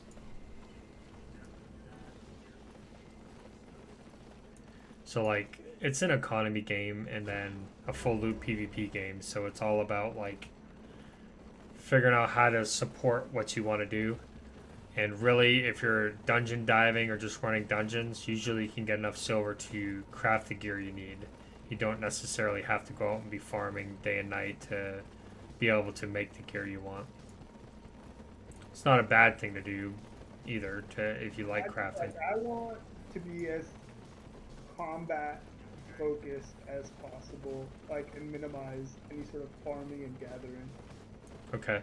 Then basically what you want to do is just be doing dungeons and ganking and stuff like that, because you'll make a good amount ganking. You just got to remember if you're going to a red or a black zone, if you're ganking and stuff like that, you just want to take stuff that you can afford to lose. So like say right now you wouldn't want to go to a black zone with the gear you have on because you can't replace it. You don't have any silver. So you'd want to get a small slush fund of silver, and once you figure which set you want to start doing dungeons and ganking with, the next thing you want to do is try to save up and get like a bunch of tier 3 or a bunch of tier 4 sets of it. So most people say the rule of thumb is if you don't have 10 of them or can't afford to buy 10 of them to replace it, don't go to the black zone with it, because you have that chance of losing it. So like your horse, your cape, your bag. No way I kill anyone in the black zone until I get like super good gear though, right? No, you can. So tier 4 is competitive, and you'll see a lot of people in the black zone with only tier 4 because they don't want to lose their really expensive stuff. So people have like tier 8.3, which is the best gear you can absolutely have, but they will never take it into a black zone. They might take it on a hardcore expedition, which you have no potential of losing anything, but they're not going to take it into a black zone. They're not going to take it anywhere where they could lose it. Same with some of their fancy mounts. You know, they're going to make sure their mounts are... They might be running around with a tier 3 horse. Like in my bank, I've got a ton of mounts, but I run around with this little pig because he's cheap, and I can raise the pig. So it's a balance. Like most people will be in tier 5 to tier 6 at the most, depending on how much they can afford to lose, even though they can wear tier 8. So like my mace skill is at 100, so I could wear a tier 8 mace, but I'm not going to spend 15 mil on a tier 8 mace and go into the black zone. Got it. It's like hey, do you know what Escape from Tarkov is? Yeah. Yeah, it's like a similar concept. Yeah, it's basically, you got to think, all right, I'm going to the black zone. I've seen people like go out in the black zone and just flat tier 4.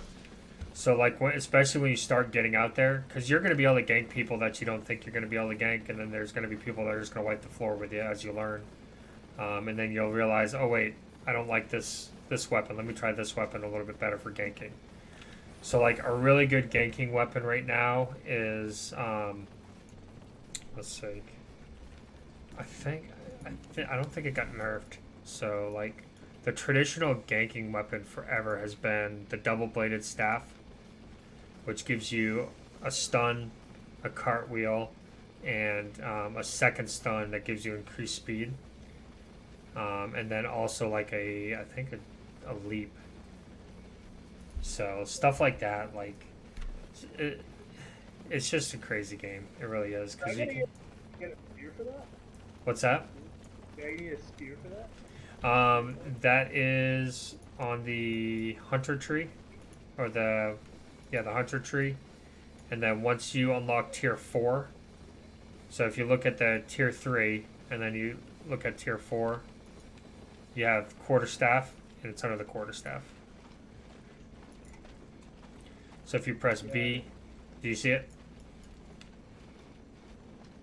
Is quarterstaff a two-hand? Yep, it's two-hander, so you don't have to worry about it offhand. I want to right now. And that's not a real expensive item. All you need to do is that's like 20 leather and 12 steel bars. Where if you did like the DAP Black Monk Stave, so if you click on the item and then scroll all the way down, it shows you what it takes to make it.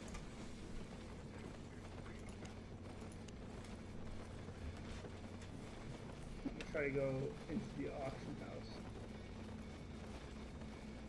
Actually, come. Let's see. Hold on, let me go see what I have on my other island. I think I have some tier 4 stuff I can toss you. You don't need to, man. Oh, I think I'll figure it out. I don't want to like.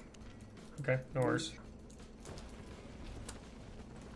It's a lot of trial and error when you first get in there. There's a lot of theory crafting and stuff like that that goes on. And it's just a matter of what you want to do with your builds. I'll go throw a different set of gear on real quick. Journeyman's.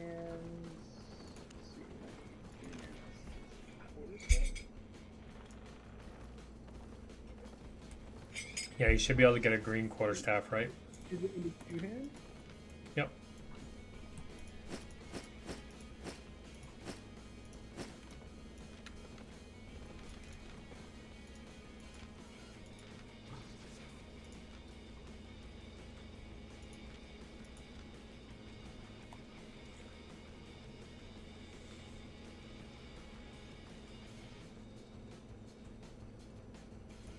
I did.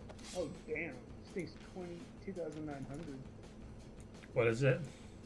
quarterstaff. That's kind of cheap. Well, it will be anyways when you get some more levels.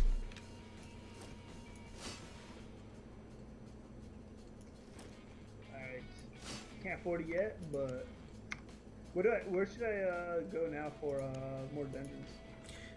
Give me a second, I'll be right out. Just throwing some gear on.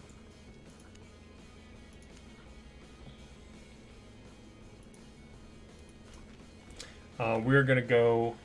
Let me get back there from my other island. We're gonna go like north. If you have the quarterstaff, I don't mind using. I don't mind using that. Level Yeah, it up. a green one. Yeah. I was gonna toss you some green gear. Like I got green gear that I've gotten off of like killing stuff that I'm never gonna use. Alright, I'm down. Just because I think it'll speed me up in terms of leveling absolutely. my shit. If you want to go to the city bank, I'll just toss you all this stuff. You can throw it in there so you can use it at whenever you want. This stuff is like pretty much just sitting in my bank doing nothing.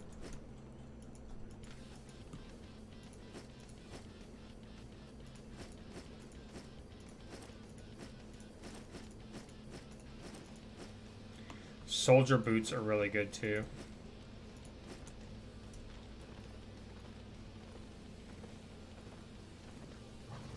Where was the travel guy? Are you going to the guild bank? I found him. Okay. Yeah, just zone into the guild bank and then I'll toss it to you. Or into the guild and I'll meet you at the chest.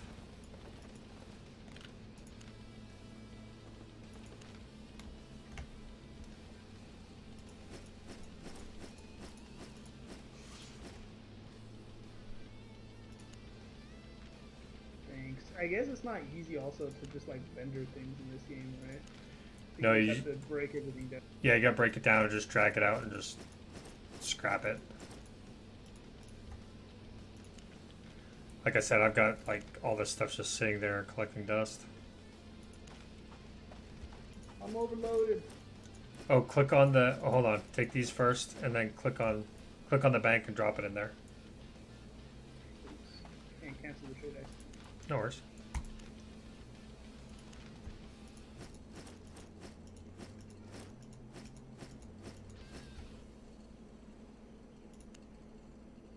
I don't think I can hold.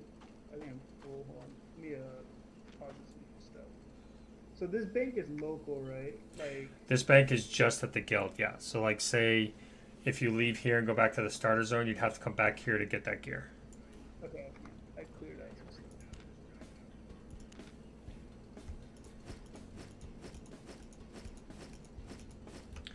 So basically, what I did when I first started playing is I just started looking at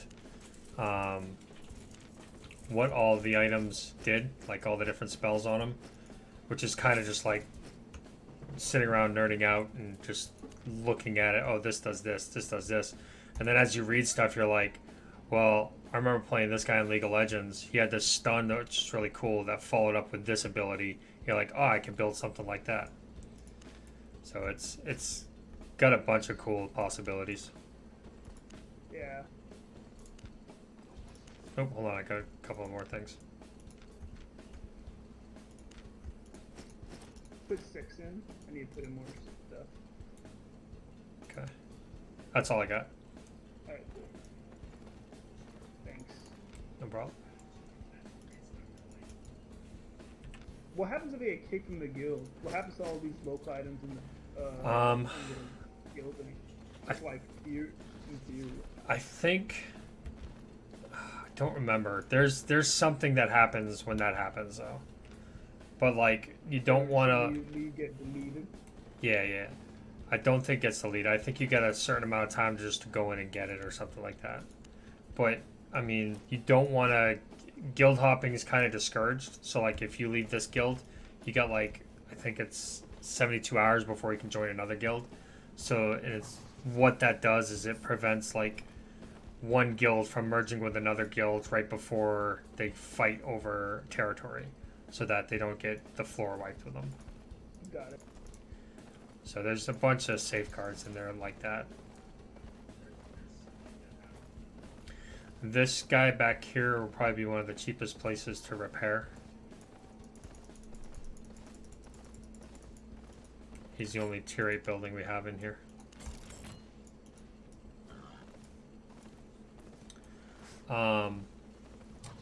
If you keep playing the game, you'll want to make your own island and either raise crops for food, so you can make your own buff food, or raise herbs to make your own pots.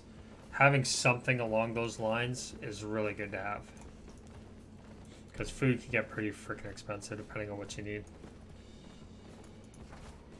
And if you go out on a big trip and you got like a stack of 10 food on you, you get ganked, you lose all 10 if you're in a red or black zone. Got it. Okay, we're gonna, once you're done on the island, let me know, and we're gonna go northwest up the top.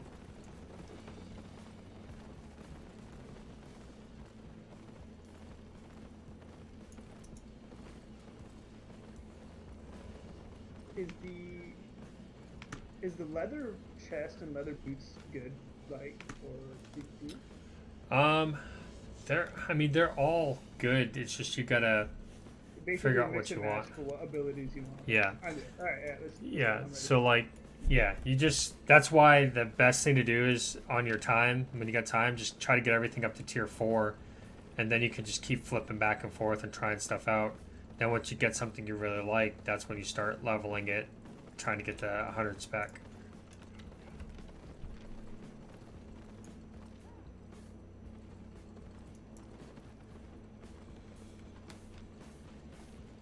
Nope, not that way.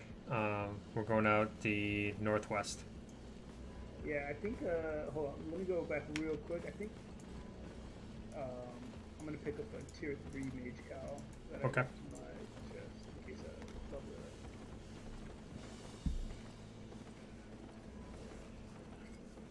So I switched my build up. I put the monk staff on, which is an artifact weapon.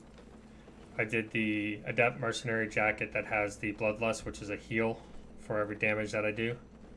And then I did the mage cow, which has the poison on it. And then I put on artifact boots called Judicator's boots, which have a elbow smash, which is basically like a charge and attack.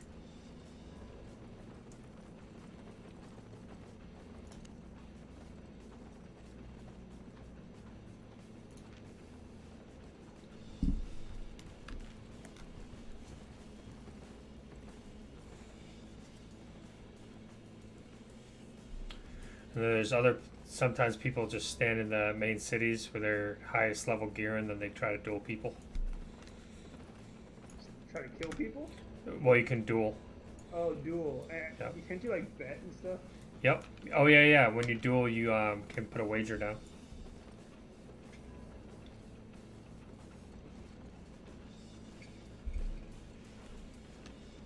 Yeah, I think I'm good. I'm back.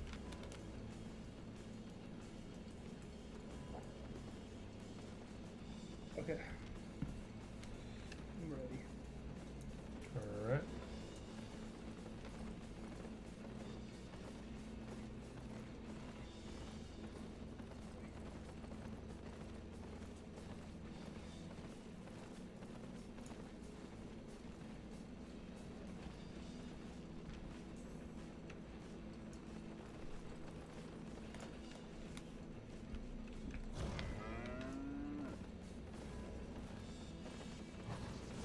Alright, so this place is a little bit stronger. It's maximum tier 4. So most of the enemies in here are going to be tier 4. Alright, see this little glowy thing right here? Yeah. So so this is a regular tier 4 node. This one over here is a 4.1. So it'll glow green. And then if there's a blue one, it's a 4.2. And if there's a purple one, it's a 4.3, which is really rare. So like gathering, You should get your gathering up then. That, you like, should, yeah. It's because like you're gonna miss out on money. Like if you're in a dungeon and yep. you see like a crazy ore, Yep. you're not gonna be able to mine. again at least a tier 4, so you can at least make your tier 4 gear, which will save you money in the long term. I just usually recommend just everybody get everything as much as possible to tier 4. It'll save you money, it'll save you time, it'll give you some time to get your feet underneath you and kind of know what's going on. By the time you have almost everything up to tier 4, you'll be sitting pretty as far as knowing what the game is and stuff like that.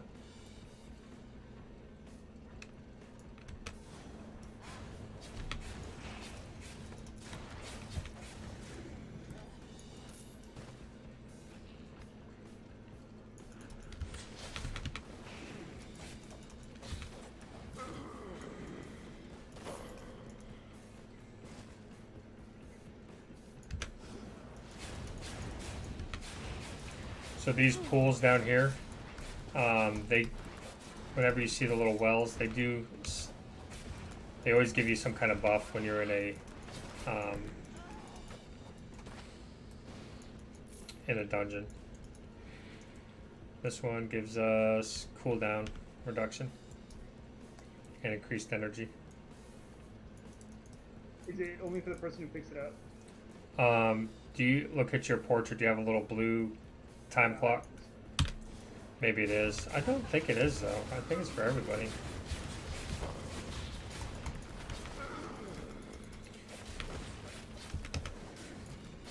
So the reason why staff is really good is because you have increased movement speed on a couple of your abilities. Switch to stun run. So you got stun run, You've got your Q, which is a cartwheel, which will knock back, and then you can kind of control positioning.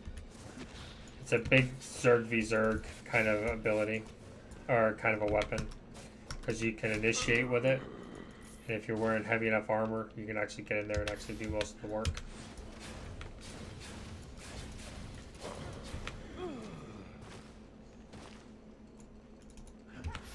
Why is the cartwheel locked? Cause you gotta, here, hold on, oh, let's finish this and then, oh. Once you finish this one, I'll show you. Alright, so go to your, press B.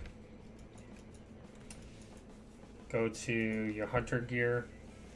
And so,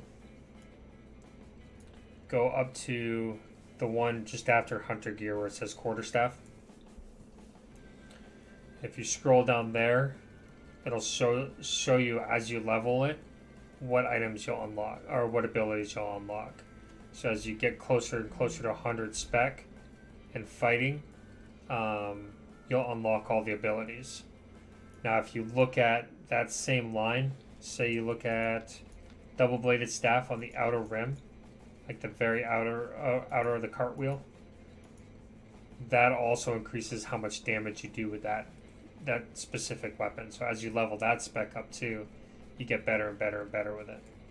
Got it. So getting to about 30, 40, 50 spec once you're in tier 4 isn't hard at all, because you can actually go into the black zone, and your fame from black zone farming is much higher, but you got to be in a position to be able to lose a bunch of gear, because you can go out and do like 2 or 3 solo dungeons and then get ganked and then. Can I like group up with my friends and then Yeah. like is it Yep. a better option, or do you ever do fame? It depends on what you're doing. If you're doing like solo dungeons, you want to do you want more do it by yourself, because you'll get more experience that way. Or if you're doing a solo dungeon that's higher than your spec, it's not a bad thing to do it with somebody else.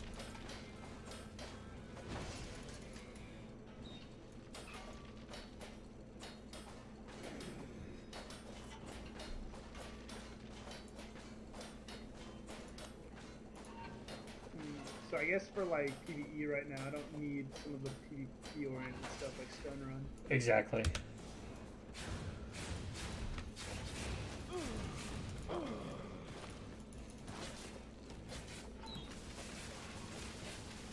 Yeah, I mean, you can flag up here, but the problem is you can die, and if somebody comes in and attacks you, you can die, but they can't lose their stuff, so they kind of get a free pass.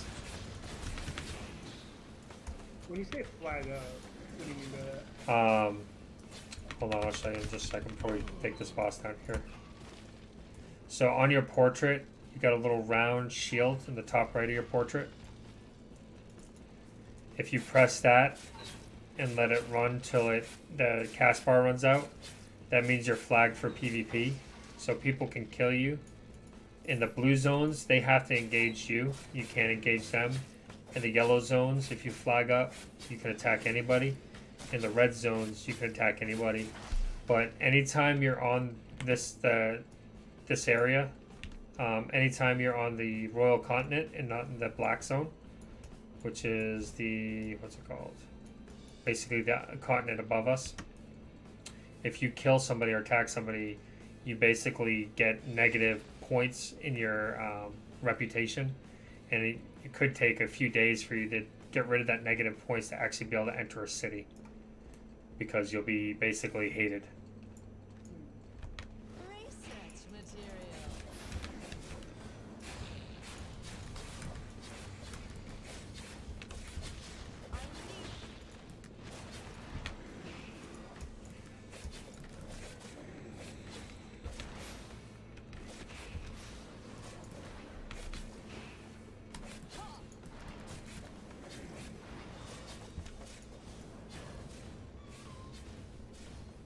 Interesting. Oh, so it splits the loot between us? Yeah. Yeah, you'll be able to see other people's loot. If they don't pick it up after, I think, like 30 seconds or something, it'll be available for you to pick up. Like, say if I didn't pick up anything.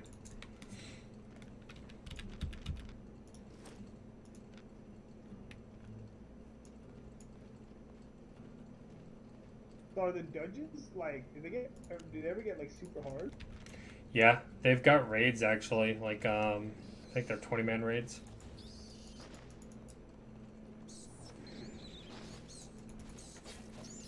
These are pretty easy right here, but we're also doing a. This is also a solo dungeon, so it's only meant for one person.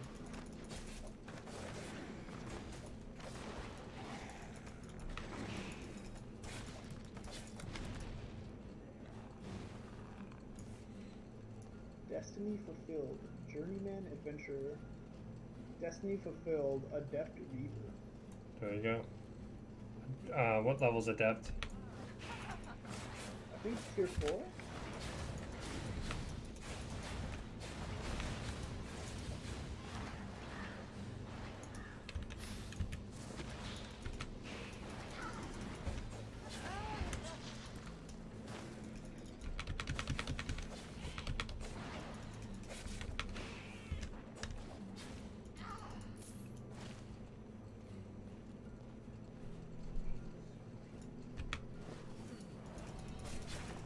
The daggers seemed a lot of fun, like jumping around and stuff. Yeah.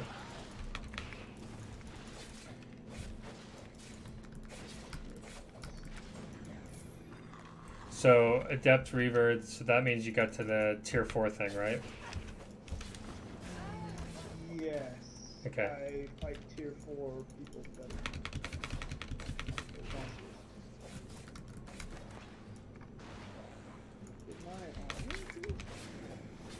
So when we get out of here, you can grab like a different gear set and get it to, like your. How close are you to tier 4 with the quarterstaff? Let me check.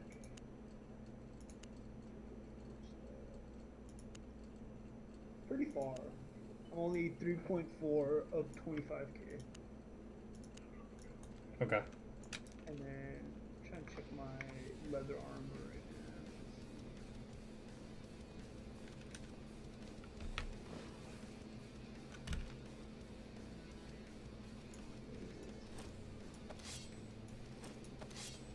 Hard to find some of this stuff. Okay, so leather jacket. So leather jacket. I'm at 4k out of 25k. So I'm pretty far away from all the 2-4 stuff so far. And I found my cloth.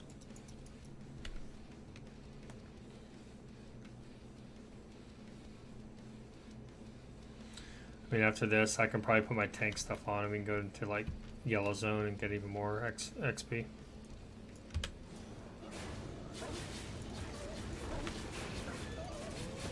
Oh,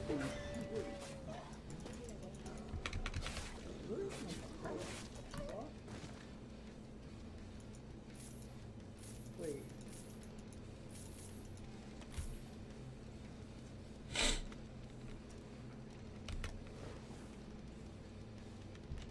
Oh, wearing the tier 2 cloth helmet doesn't do anything for me. In terms of, it's not leveling up my ability. I can't wear a scholar's cowl until I get to tier 3 cloth. Like, I need to put on the cloth armor then.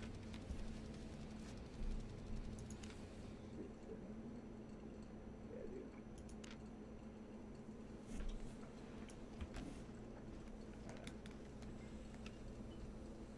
I thought like wearing a tier 2 cloth helmet would unlock tier 3. I thought it would. No, I think the path to unlocking the tier 3 cloth helmet is wearing the tier 2 cloth chest. Gotcha. So the to give you an idea, like cloth armor is straight damage for your most of your passives, and then Leather armor is a mix between straight damage and defense, and then plate armor has the defense on it as far as passives. Got it. So So there are people that are like daggers, but they use all cloth because of how much damage cloth does.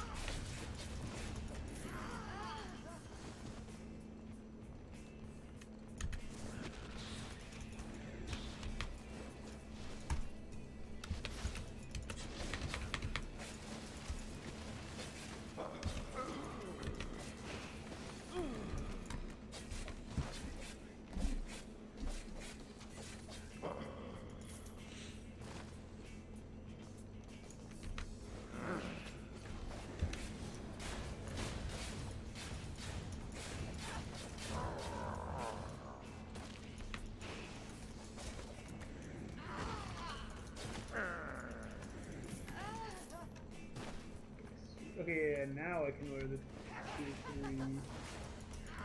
Oh yeah. Yeah.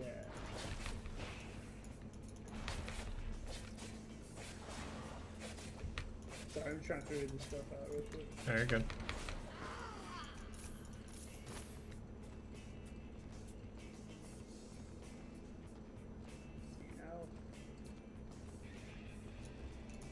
Okay, now once I have the tier 3 cloth helmet, that levels up independently.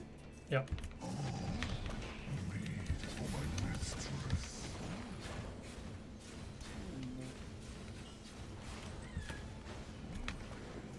Like the butcher. Pretty much, yeah.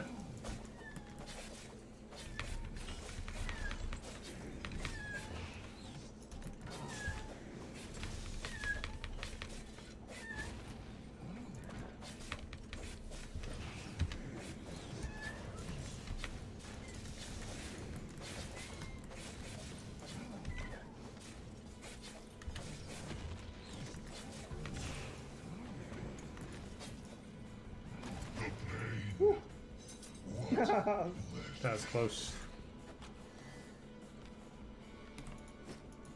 We're gonna get a little bit more loot in this one. So the runes that we're getting, and then these master souls and stuff, you can trade those in for relics. You can use them to upgrade gear, or you can just sell them. At this point, I would recommend just taking them back to Fort Sterling and putting them on the auction house and selling them. Extra soul. And that's basically, so it's less like the drops that you get that you're gonna actually make silver from, or the drop silver. In this area, you're gonna make more from selling stuff like that.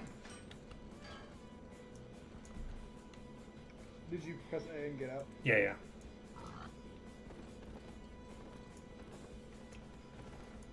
I almost died to that boss. I definitely Yeah. would have been able to take him one-on-one.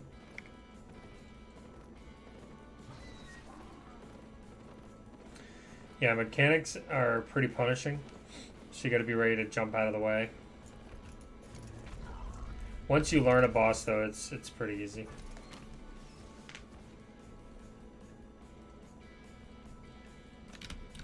What happens if I died there? You get knocked down, you lose some silver, and you have a very small chance of one of your items breaking. Then if you were in a yellow zone, you have a greater chance of one of your items breaking. And then if you're in a black zone, one of your items are probably going to break.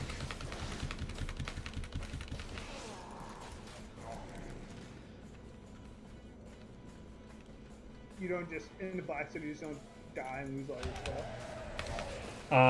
If nobody comes and basically executes you, no. But if somebody kills you and then basically does a final blow, like if you die to a mob, there's no final blow. But if you die to a player, there's a final blow and then you're done. Oops, that was dumb. Knocked him out of my AoE.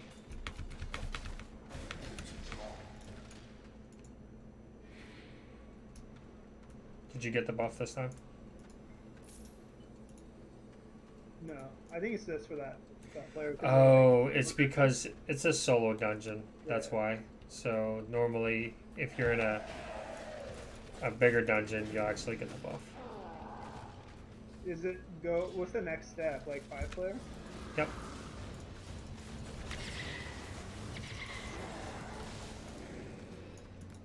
Is it time efficient to play with 5 players? Yeah. Like if I want to play with my like friends. Absolutely. Yeah, once you get a good team together, you're going to want somebody to be either a bruiser or a tank, and then you're going to want somebody to have a healer. That's going to be your most efficient. And so you'll have somebody pull, and if you're in content that's like maxing out what your gear is and your abilities, you're going to want to focus fire stuff down, and it gets a little bit tougher. This is so easy because we're 2 people in a one man dungeon, so they don't put quite as many mechanics that you got to worry about. Like normally you'd have like a caster that's dropping AoE on the ground, and then a melee that's dropping AoE on the ground, stuff like that. If we flag for PvP, would it give us any benefit right now? What's that? Flag for PvP right now, would it benefit us at all? Not really. The only thing it would do is put a target on our back. Put what on the map? Put a target on our back. That kind of sucks though. Like there should be some kind of reward flagging up, you know? I don't know. Yeah, if we well, not in the blue zone. So like flagging up in the red zone, if you kill somebody, you get their loot. If yellow zone, when you flag up, I'm assuming you can't attack other players who aren't flagged, right? In the blue zones, correct. But in the yellow zones, you can attack other players. What's that? Who aren't even flagged? Yep. But they don't die. All right. So here, quick tip. See these 2 candles? So depending on what dungeon you're in, it could be candles. It could be like a little red fire, like 2 fire piles or whatever. But anytime you see this, that means there's a boss this way. And then once we kill the boss, we can keep going the other way. Yeah, it's a boss. All right. So like, yeah, yellow zones, you kill them, and you just knock them down. They get back up a couple seconds later. And then you lose your reputation, so sooner or later you're stuck not being able to go in the city. But really what we can do is, once we get you to level 4, we'll throw some tier 4 gear on that I'll just pay for it so you can get a feel for the black zone. It's like night and day. So he's enraged.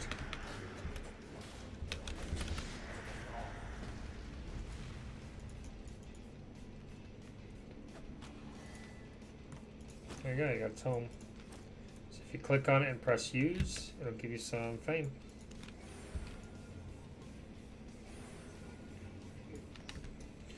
Alright, we could still got more room. I just use it. Yeah, I would. Is it spread across all my things basically? Yeah, whatever you're wearing, it gives you some fame for. So some people. Oop, go ahead. Do they save it? Yeah, some people save them just so that when, say, if they want to level up something real fast, they just use the tomes.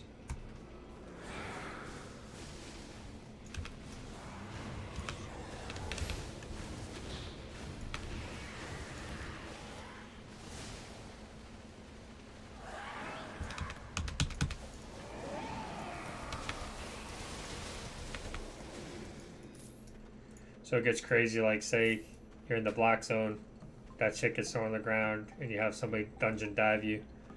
They'll wait till you're engaged with something and you're losing health, and then they'll just jump on you. But then again, you can do the same thing to them, so.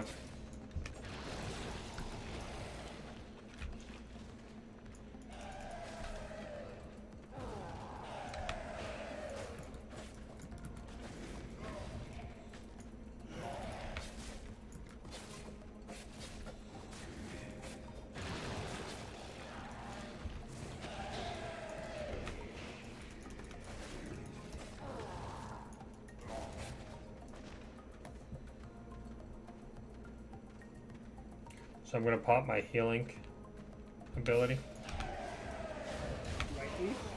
and back my health starts jumping up. So like the chest I'm wearing has that bloodlust ability. So every bit of damage I do gives me a little bit of health when I pop the cooldown.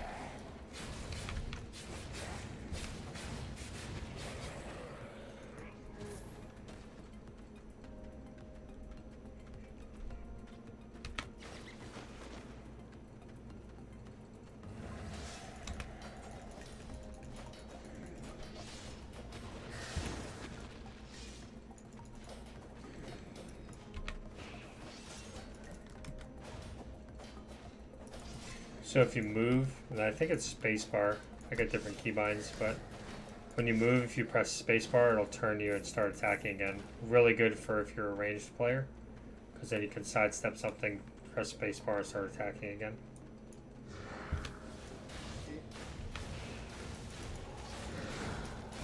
Oh, I see it, yeah.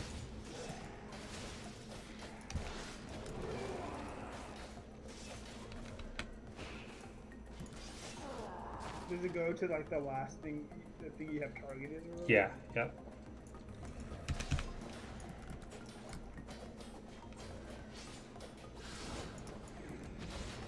Can I interrupt this stuff? Some you can, I don't think you can interrupt his. I think you can silence it, but not interrupt it.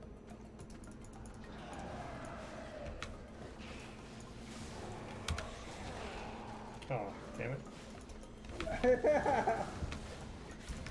A waste.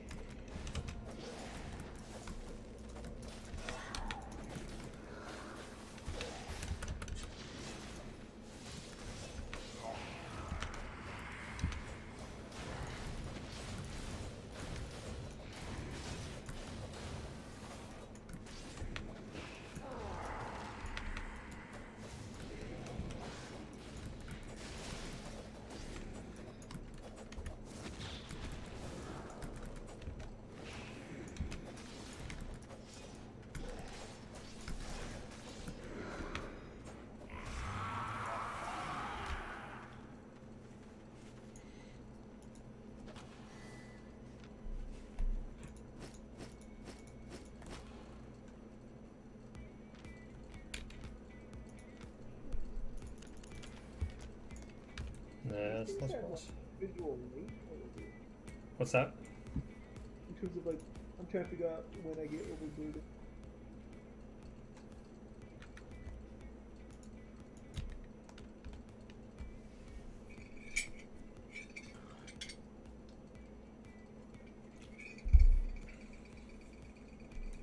How close are you to tier 4?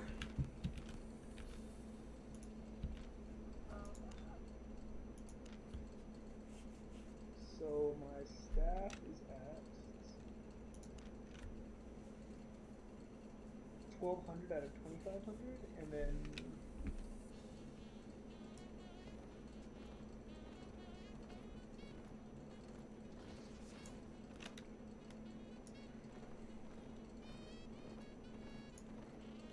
my armor is like at 1300 out of 2400. Alright.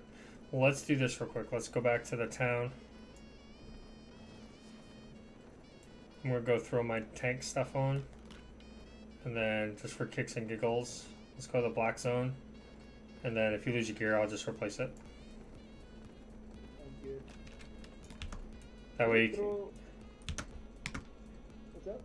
that way you can get a feel for how much more XP you get in the black zone. Even like the fame and stuff. Yeah, the fame's increased, the silver's increased. The lowest tier in the black zone is tier 4. So, oops. I'm just gonna put my tanking stuff on because I can do decent damage with it, and then also hold aggro, so you can just pew pew. Are people like camping stuff? What's that? Are you gonna be camping it and like try to kill us as we go on? Possibly. Okay, nice. Like I said, if you lose your stuff, I'll replace it. Let me put my stuff in the local bank because I think the guild bank is almost full for me. Okay.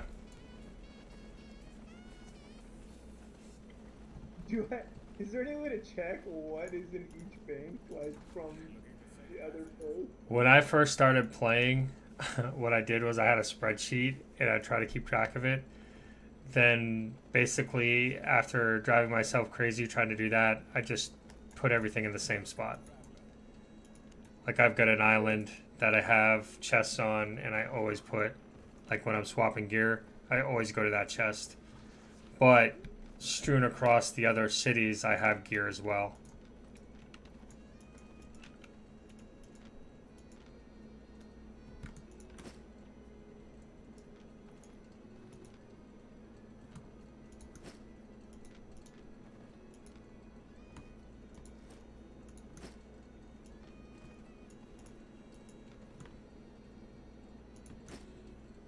I've deposited everything.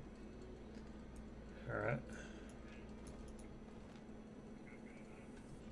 When do I buy an island? You have to have premium. Like, so when you pop your premium, you can do it. And then you'll still have it after you stop premium. Nice. How much does it cost? I don't remember, to be honest with you. When I get out of here, I'll show you who to check with. There's a little vendor that'll walk you through it.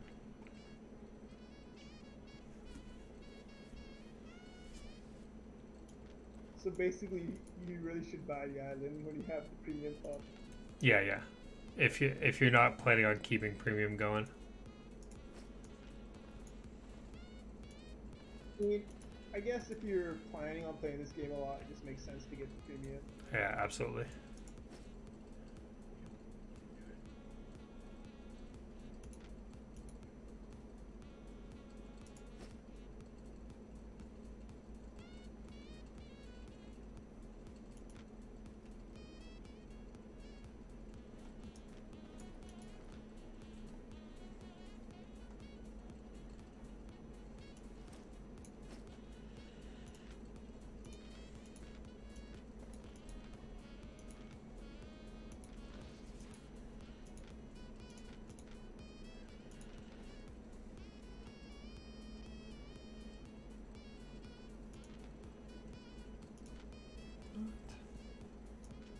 Huh.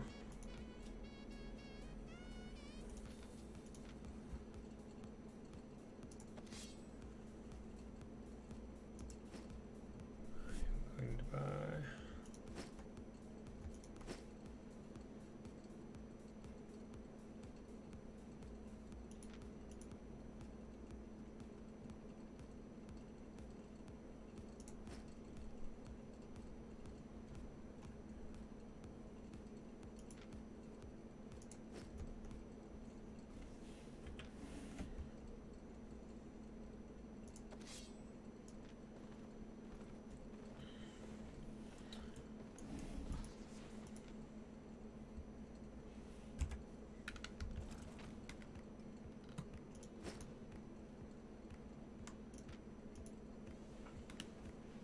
Basically, save your learning points for the gathering stuff.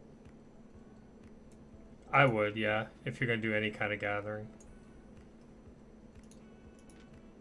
Because the gathering is so hard to do.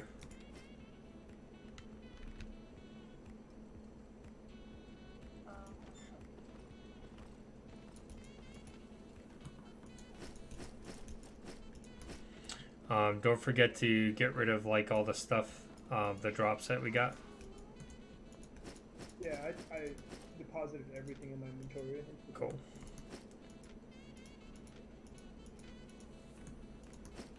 All right, are you able to hold So I tier? got my silver. Should I deposit my silver too, or does that stay with me?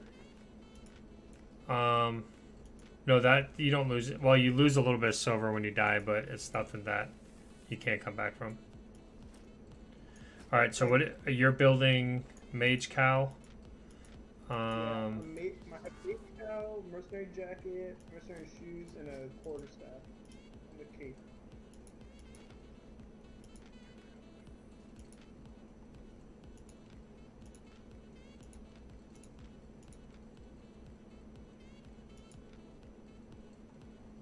By the way, how did you invite me? Did you see what I was saying in like the local Yeah. chat? Oh, because I don't even know who I think I was directing it towards somebody else, and then I caught an invite. All right, which boots are you trying? Right now I have the Journeyman's Mercenary Shoes. Tier 3 Mercenary Shoes. Love it. All right. Where are you at right now? Are you at the city? I'm in the center, yeah, the center of the city. All right, I'm gonna give you a set of gear real quick. Just throw it in your bank. Don't take it with you right now. I got a donkey out so we can go at the same speed. Alright, I'll deposit this.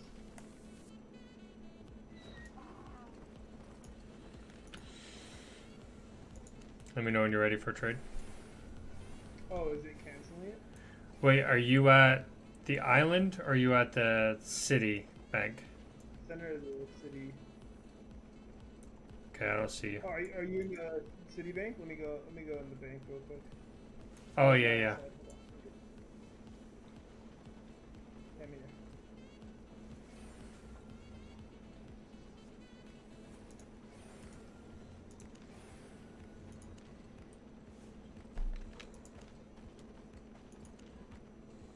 I'm right in the middle.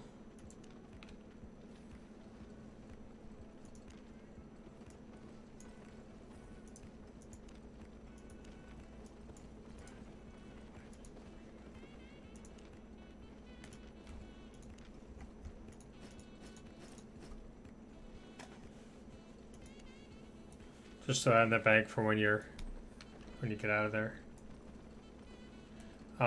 So when you sell stuff, like usually what I do is if I got stuff I'm gonna try to sell, I'll put it on as a I won't do an instant sell because there's people on there with buy orders. You always get less that way. Oh, it says I'm playing WoW. That's not what I'm playing. Can you repeat that? If like so you can do a buy order or a sell order or a buy order. And so the sell orders are the better way to do it.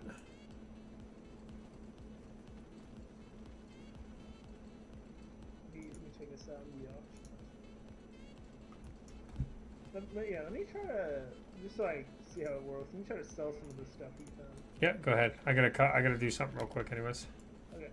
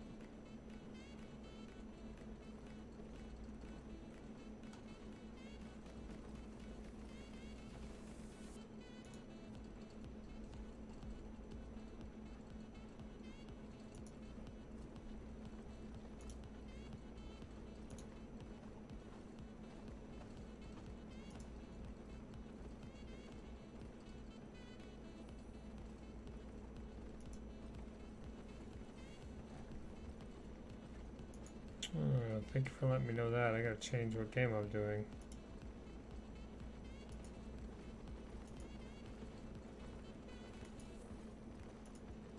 So I'm at the marketplace. Am I supposed to go to the sell tab, or the?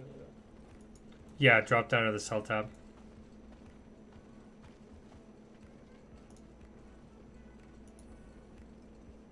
Should I just sell for whatever it's telling me? Yeah, Oh, because sell order. I see it. Yeah, there you go. Sell and then sell order. So the sell is instant, and the sell order is going to take a bit of time. correct. Right? Yep.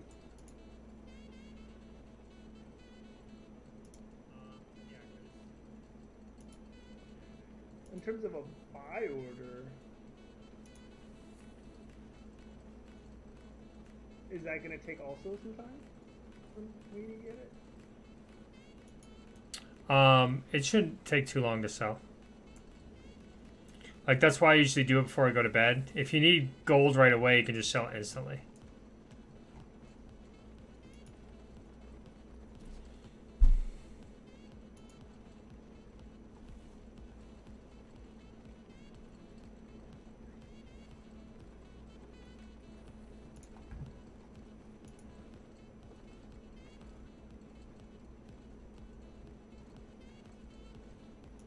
I forget how to change the game.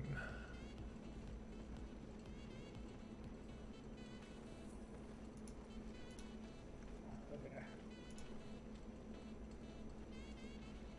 Does buying premium also just give you hella silver? Yeah, you get bigger drops with silver. How does it work when one person's premium and the other one's not? Is it just like average? It just, well, you get yours and I get mine. You don't get the bonus from. We get it's an individual Yeah. drop of silver. Okay. Yep.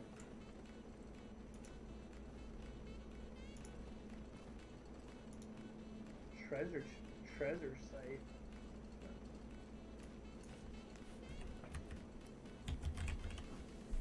I read that There we go. flagging up as a faction is a bad idea generally.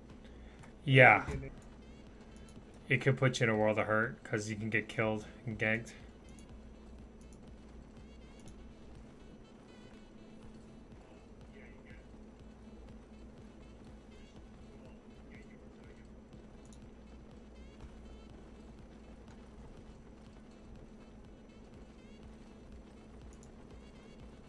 Is questing useful at all?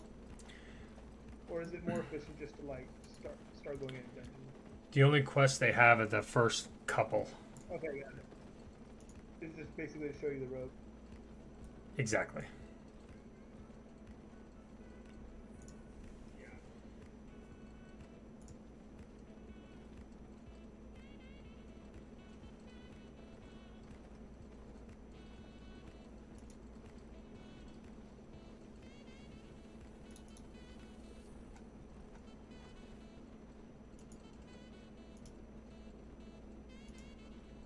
Okay, I'm ready, I think.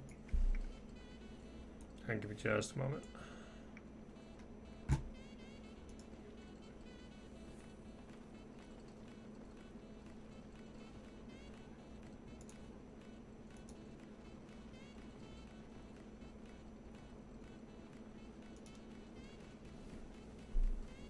So wait, so you saw my thing where I was like, just talking about my ranks and all the different games.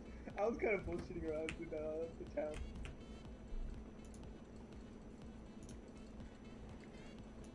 Yeah, because I just spammed that and then I saw somebody's like invite, and I was like, okay, let's see what happens. It's funny. Almost ready.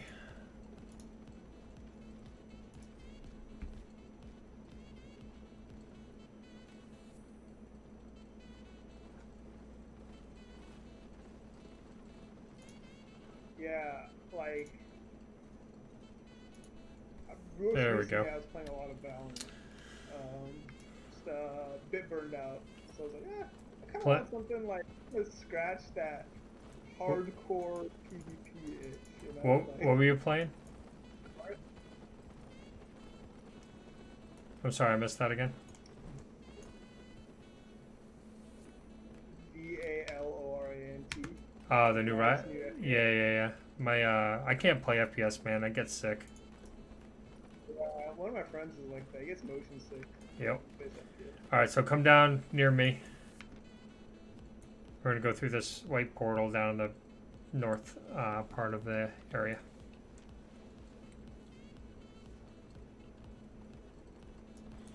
So we're going to go through. And then click on this right here, but don't do anything else yet. Lens portal over there. Yep. Some Burning Crusade shit going on. Oh yeah. So hit the Fort Sterling Realm Gate. Should give you a pop-up on the left. We're going to pick White Main Portal East. So the little white dot on the east of the bigger continent. So if you look at this on the left, that's the bottom continent is the one we're on. The top continent is the black zones. Got it. Alright, so we're going to hit enter and hit yes. Black zones are probably bigger than the. Oh yeah. Oh yeah. Like, alright, once you're in, let me know.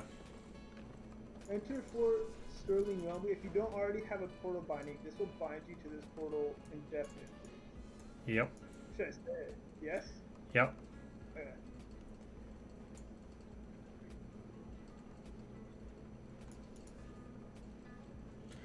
Alright, come over near me, dismount, and press this yellow thing.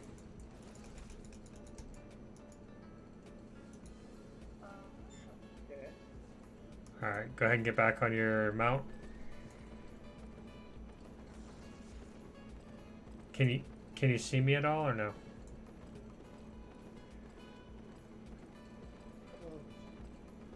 Are you still in the zone? Yeah. That's weird. I didn't realize it was gonna make me miss you. Alright, so we're gonna go north to the very top corner. So Top corner. yeah, Should I that refresh my invisibility? I don't think you can yet. Okay. How long does my invis last? You should have a cooldown up to the top left. Under your buffs. So just keep going as far north as you can in the very top corner. The monsters don't see me, right? Nope, nothing can see you.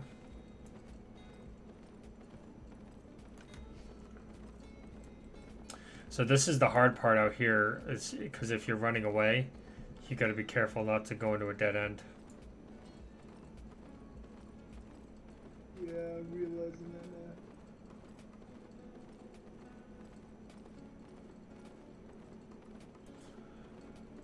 So my buff's gonna run out, and I don't want anybody to see me. Yeah, I'm coming straight north. I'm almost at the top corner. Alright, come down just a little bit. You should see me pop out of invisibility here in a second. Yeah.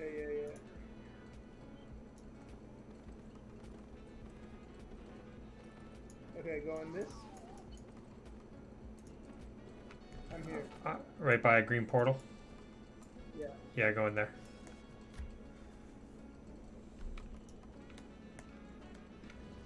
Alright, so what we're going to do is we're going to run past the first set of mobs. So just keep running. So people don't know we're in here. Exactly. Go past this one. Then we'll fight the next set. Just get it far enough away that these ones stop aggroing.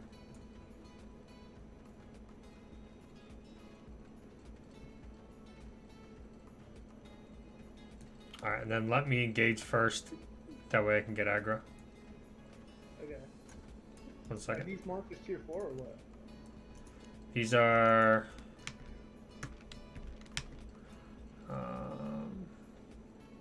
I think they are. Once we click on one, it'll say what tier they are.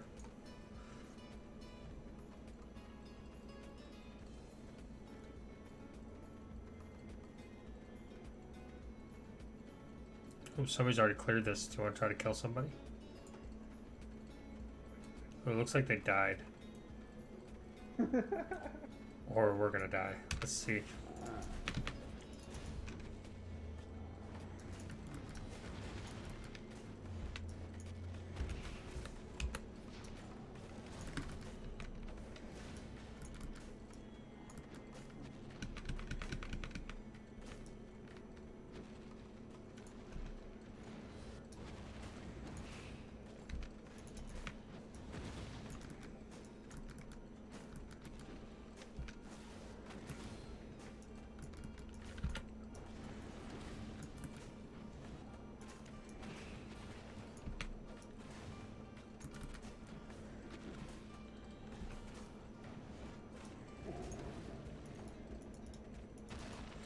Alright, so whoever was in here didn't kill enough enemies for us to be able to loot that, so we gotta go back and kill some towards the entrance.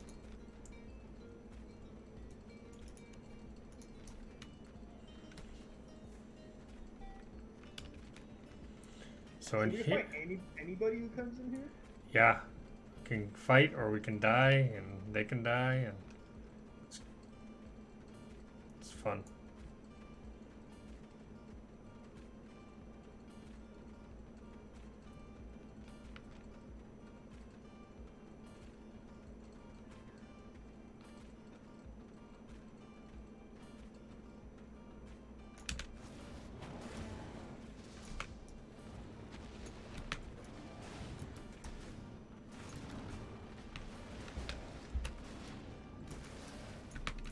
That purple thing's a debuff on the mobs.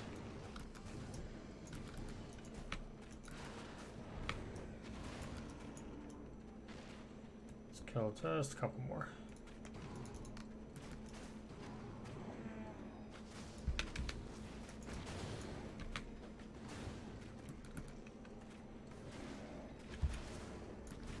Do the mobs respawn in here?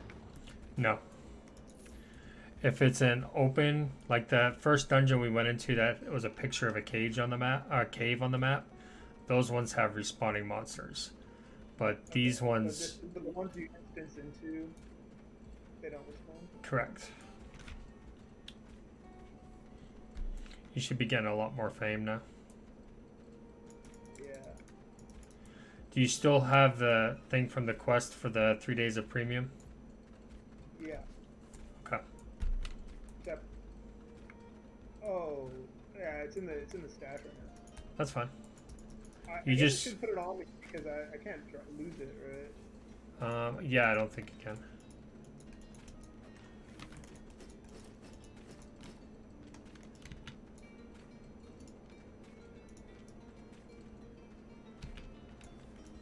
Alright, do we hop to like a new one? There might be, no, we got more places we can go. Okay, so if Oh, you, is that like a big so if you look down here, see the two pillars with a little flame on them? That tells you that there's a boss there. Yeah. Some places have like 3 and 4 floors to them.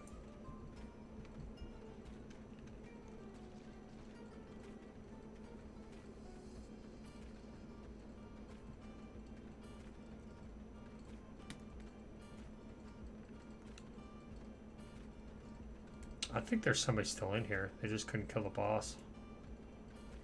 Or they didn't want to kill the boss, or who knows. Let's see what we find.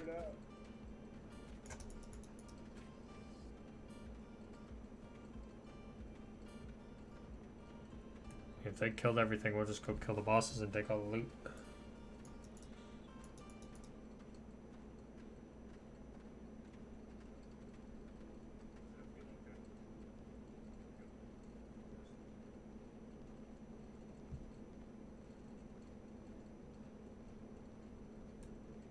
Yeah, this one's already been done.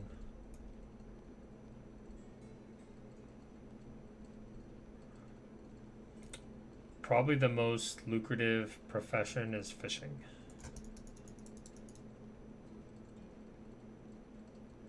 Let's see if this boss is still up.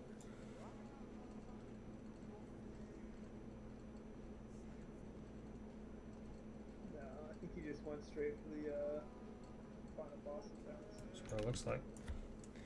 So we get out of here, we're going to mount up right away, and then we're going to go southeast out that exit of that zone.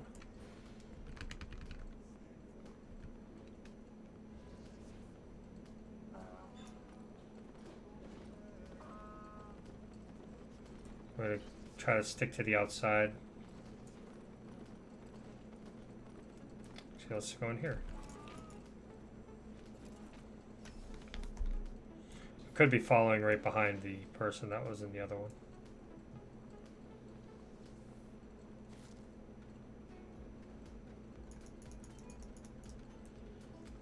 I'll skip these ones.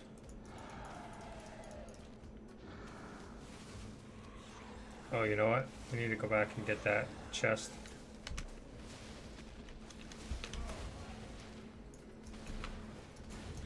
Might as well kill him.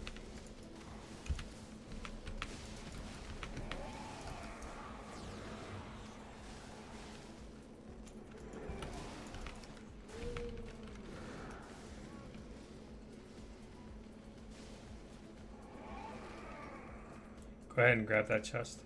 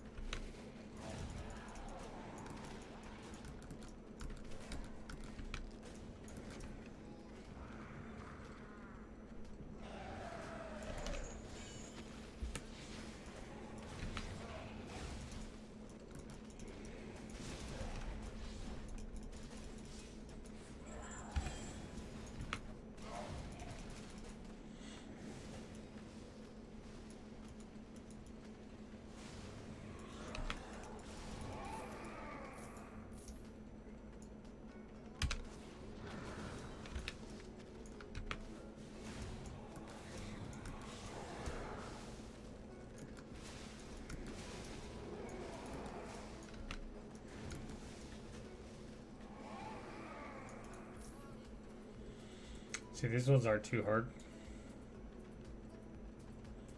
There's still solo ones though. This one, would you say this one is what? It's still a solo dungeon.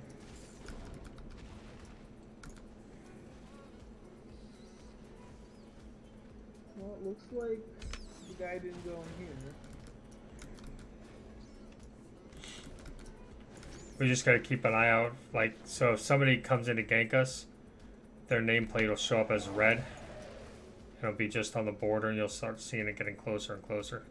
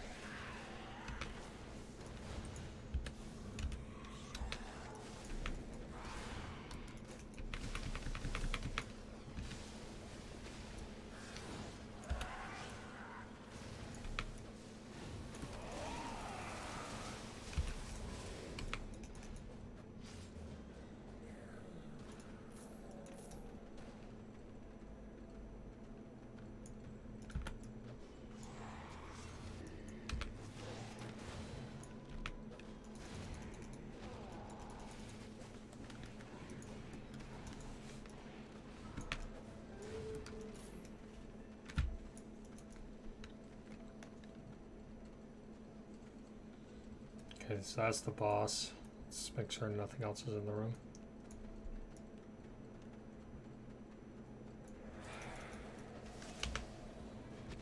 The staff is like a threat generation weapon. What's that? Yeah, it's got a passive that can increase threat. Oh my god. Oh no, I'm gonna die.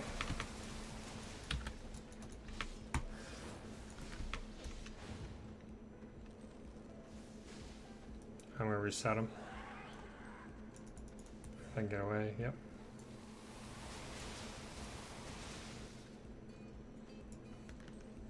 Once you get up, you'll be able to run away.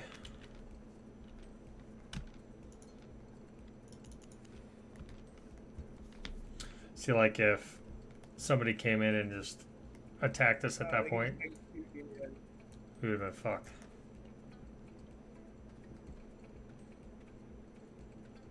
But I can run away right now? Without Yep. idea?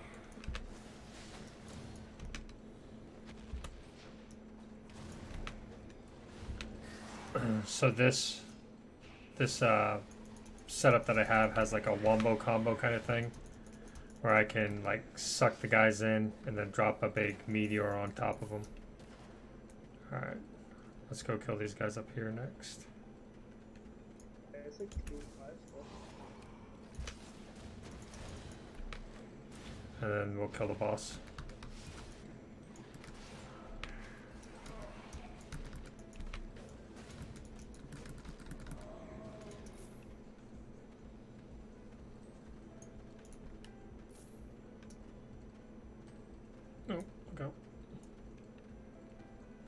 Alright.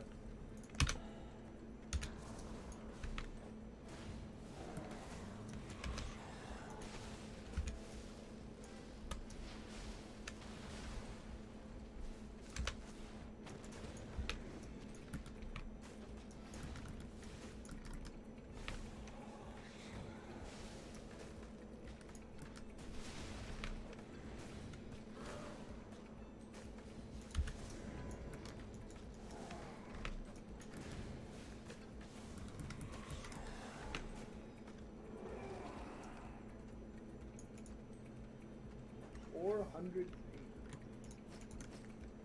Yeah, it's pretty good in here. No gankers yet.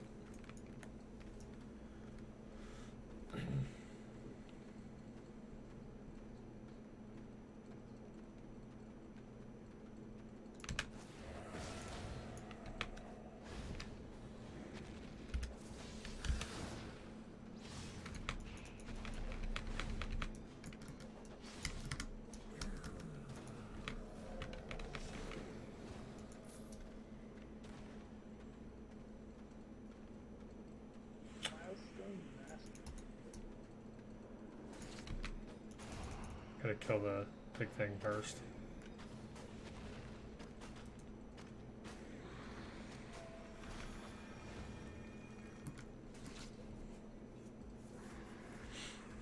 What'd you get? I think my beats.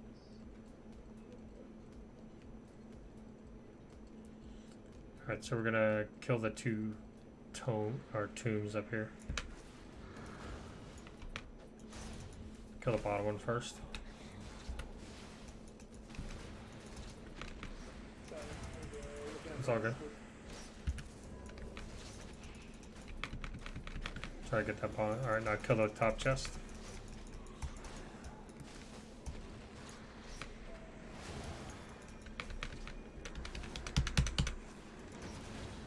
Alright, come back towards me.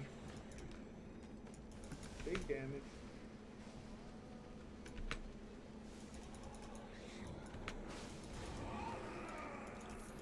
Hold on. I'm unlocking all my things right now. You're what? I think I'm unlocking all my things right now. A bunch of stuff he's talking about. Cool. We'll go back to town after we finish this one. So these zones aren't bad, just as long as you have the gear that you can afford to lose the gear.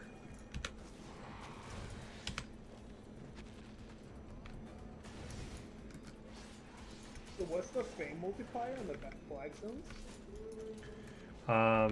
So when you see the fame pop up, do you see in parentheses where it shows the black zone? Oh, Like a little adding- skull? Oh, Yeah, yeah. So that's what it's adding. It's pretty cool. Does it have that for like the yellow zones and then the Yep. red Yeah. zones? Get it. Basically, the higher risk, the higher reward. Exactly. Go ahead and grab that chest or the pool. Alright, so you get the cooldown and cool.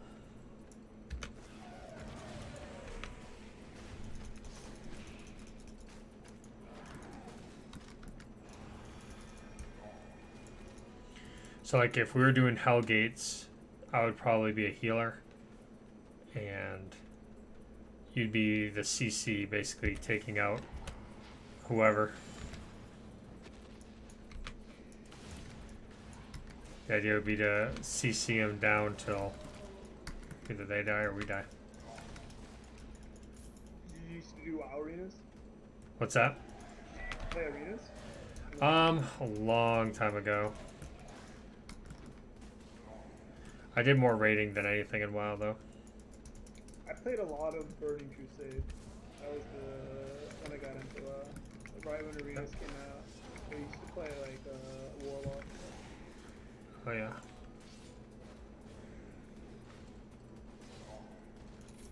I'm pretty sure I could have got to Gladiator, but I had this weird bug where my arena would error out. Like my game would crash every like third arena. Oh, So that the most sucks. rating I could ever get was 1900. And that was with me crashing out of like 1 every 3 minutes. Nice. I did more for PvP and WoW. I did more battlegrounds than anything. Always had fun doing those. Yeah.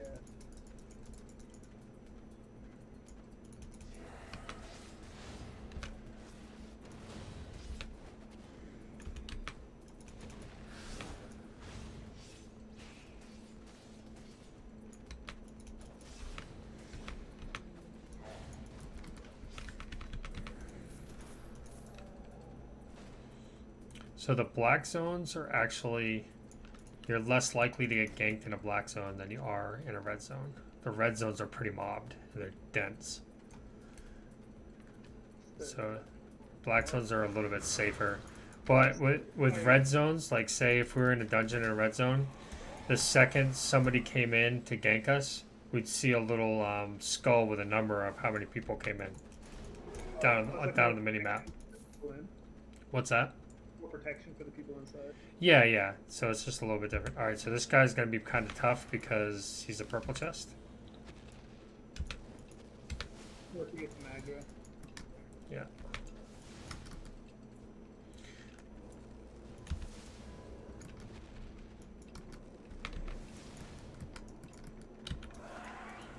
Oh shit, I have Aggro. I don't have a taunt on right now.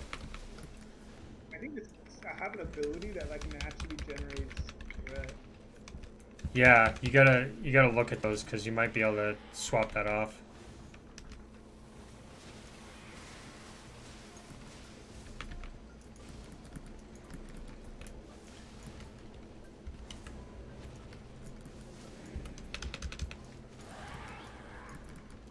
So that purple thing gives us both reduced damage. Or no, he does less damage. Should be a good chest. Oh snap. Yeah, like a tier 6. Ooh. That boltcaster, I bet you. Alright, we need to get out of here and go right to the portal. Because we gotta get that out of here so you can sell it and get some cash. So if somebody comes for us, they're probably gonna come for me because I've got better gear on. So I will drag them away from the portal. Alright, do you see where it is on the map? Yeah. Alright, let's go for it. Oh, They this can't one. see my inventory. They can't see your inventory, no. They can only see the gear that you're wearing. So they're going to look at my gear. They're going to see my helm because I have an artifact helm on. And they're going to go directly for me.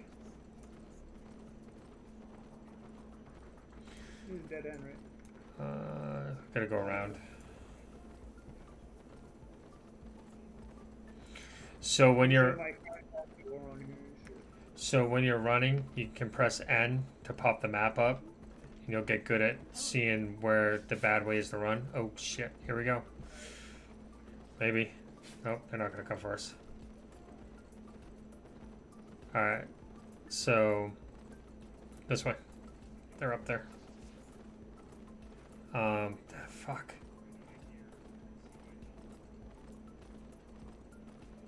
Yeah, this will be fun if they catch up to us.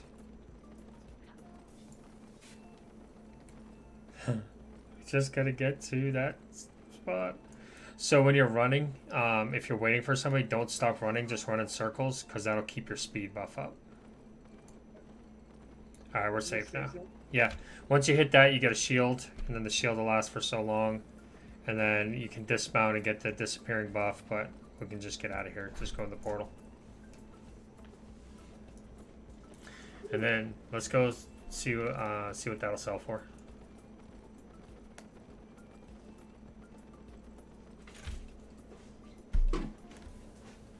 Welcome back, baby. Are you hungry? Are you dying? Do you want some food? No, I grabbed food. What'd you get? So whenever I die, they get to use my inventory too, right? Yeah, they get everything. Sometimes some of your stuff in your inventory will break. But yeah, if it doesn't break, they can pick whatever they want. What was it that you got? I got Masters Bolt Caster.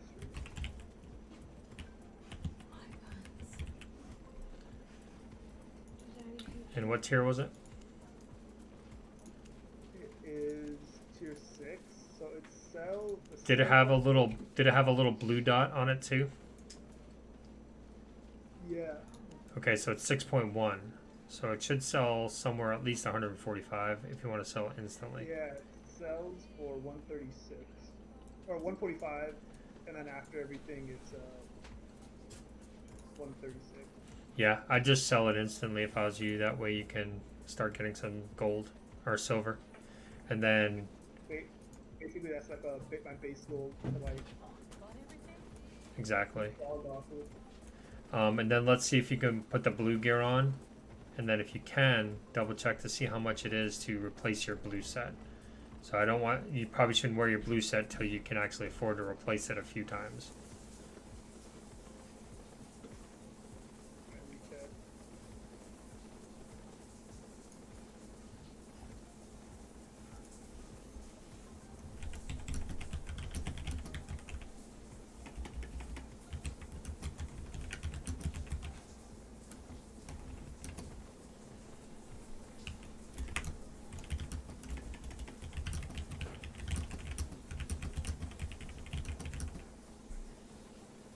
That was fun, man. I see the appeal of this game now.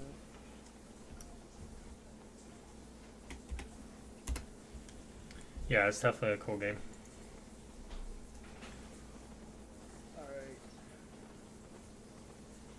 Alright, I'm gonna AFK for about probably about 15-20 minutes, grab something to eat, and then I'll be back on. You're saying you're gonna figure out how much it costs, basically, to force it?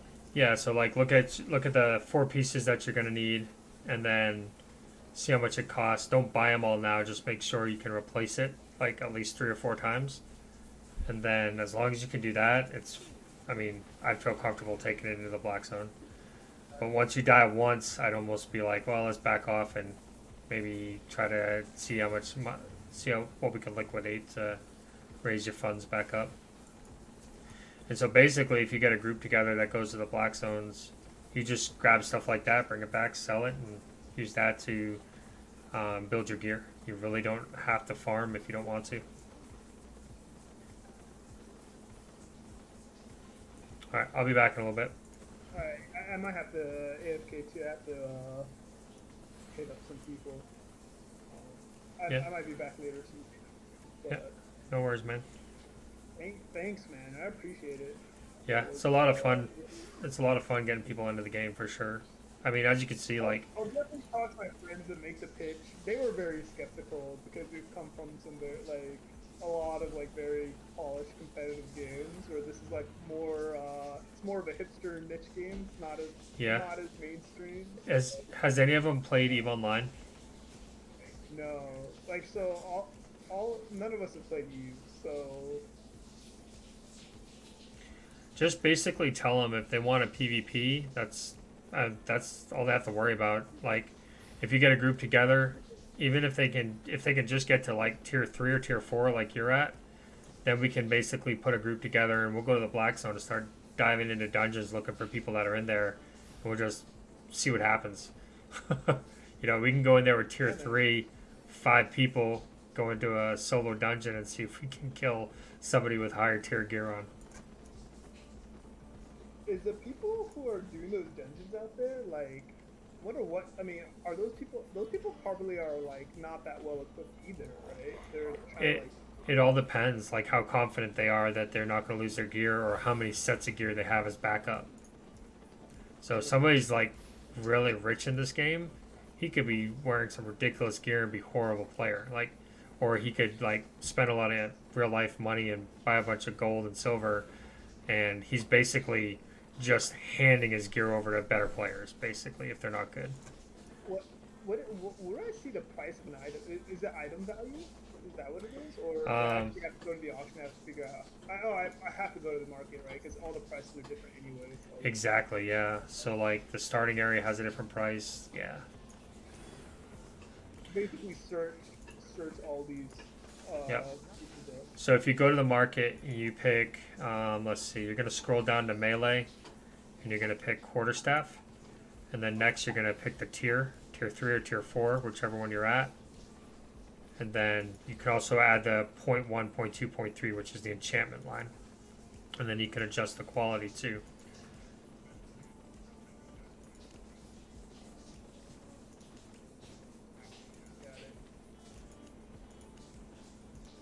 So right now, and then if you look at the Ironclad, it's got different spells than the one you started with. So you got the Ironclad, you got the Monk's Stave, which was the one that I was using, which has that big AoE that you can put on the ground. Then you have the regular quarterstaff. So if you look at the E ability, they're all different on every weapon. So that's what you want to look at when you're comparing which one you want to get. Like the E third one down. Yep, the E is different on every one. So like the Hurricane hits 3 enemies, dealing 75 physical damage over 5 seconds, and it also knocks them up. So it's got a good CC with an AoE. And then the Monk Staff I was using, those blades that you throw down on the ground, is just like good for zoning people out. So say if we were on the healer and you wanted to zone out the DPS that was coming in, you could throw that on the ground and he's going to run around it, which gives us a few more seconds without us taking damage. When does if my thing sells on the market, when does the money come? Instantly. Like it goes right into your bag. You don't have to pick it up. How does the seller even generate it? Like, is it just trying to put the lowest price, basically? Well, if you do a sell order, then it's going to put it up there, and once somebody buys it, then you'll get the silver. So, or you could always do, let's see, if you go to buy orders, that's instantly, because somebody's putting out a buy order saying, if you have this weapon, I'll pay X amount for it right away. So usually the buy orders are a little bit lower than the sell orders, because the sell orders are basically sit there until somebody buys it. So like you can put in a buy order, like say you want to buy quarterstaffs, tier 4 quarterstaffs. You can put a buy order in for a tier 4 quarterstaff, and instead of putting it in for 6K, you can put it in for 3K. And if somebody wants to sell it instantly, they might do it.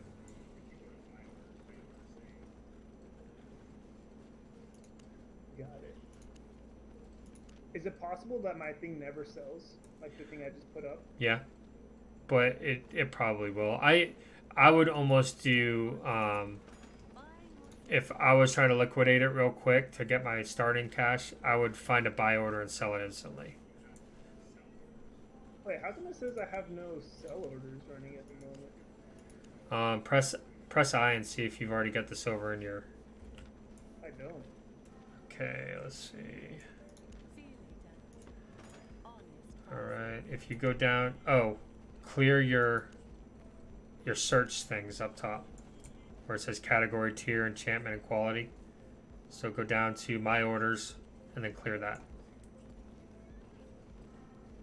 There's a little arrow on the far right that'll reset that to nothing. Yeah, okay. Do you see it? Yeah. Okay, I got freaked out for a second. I was like, So if you want to sell it instantly, what you'll probably have to do is cancel the sell order and then go back to the sell tab, click sell, and then you can do, you have sell, you can buy more, you can do a sell order, which is where you post it for somebody to buy later, or you can do a buy order, which is you're posting, hey, I want more of these. okay, do your thing, man. I'll figure it out. Thanks. All right, man, no problem.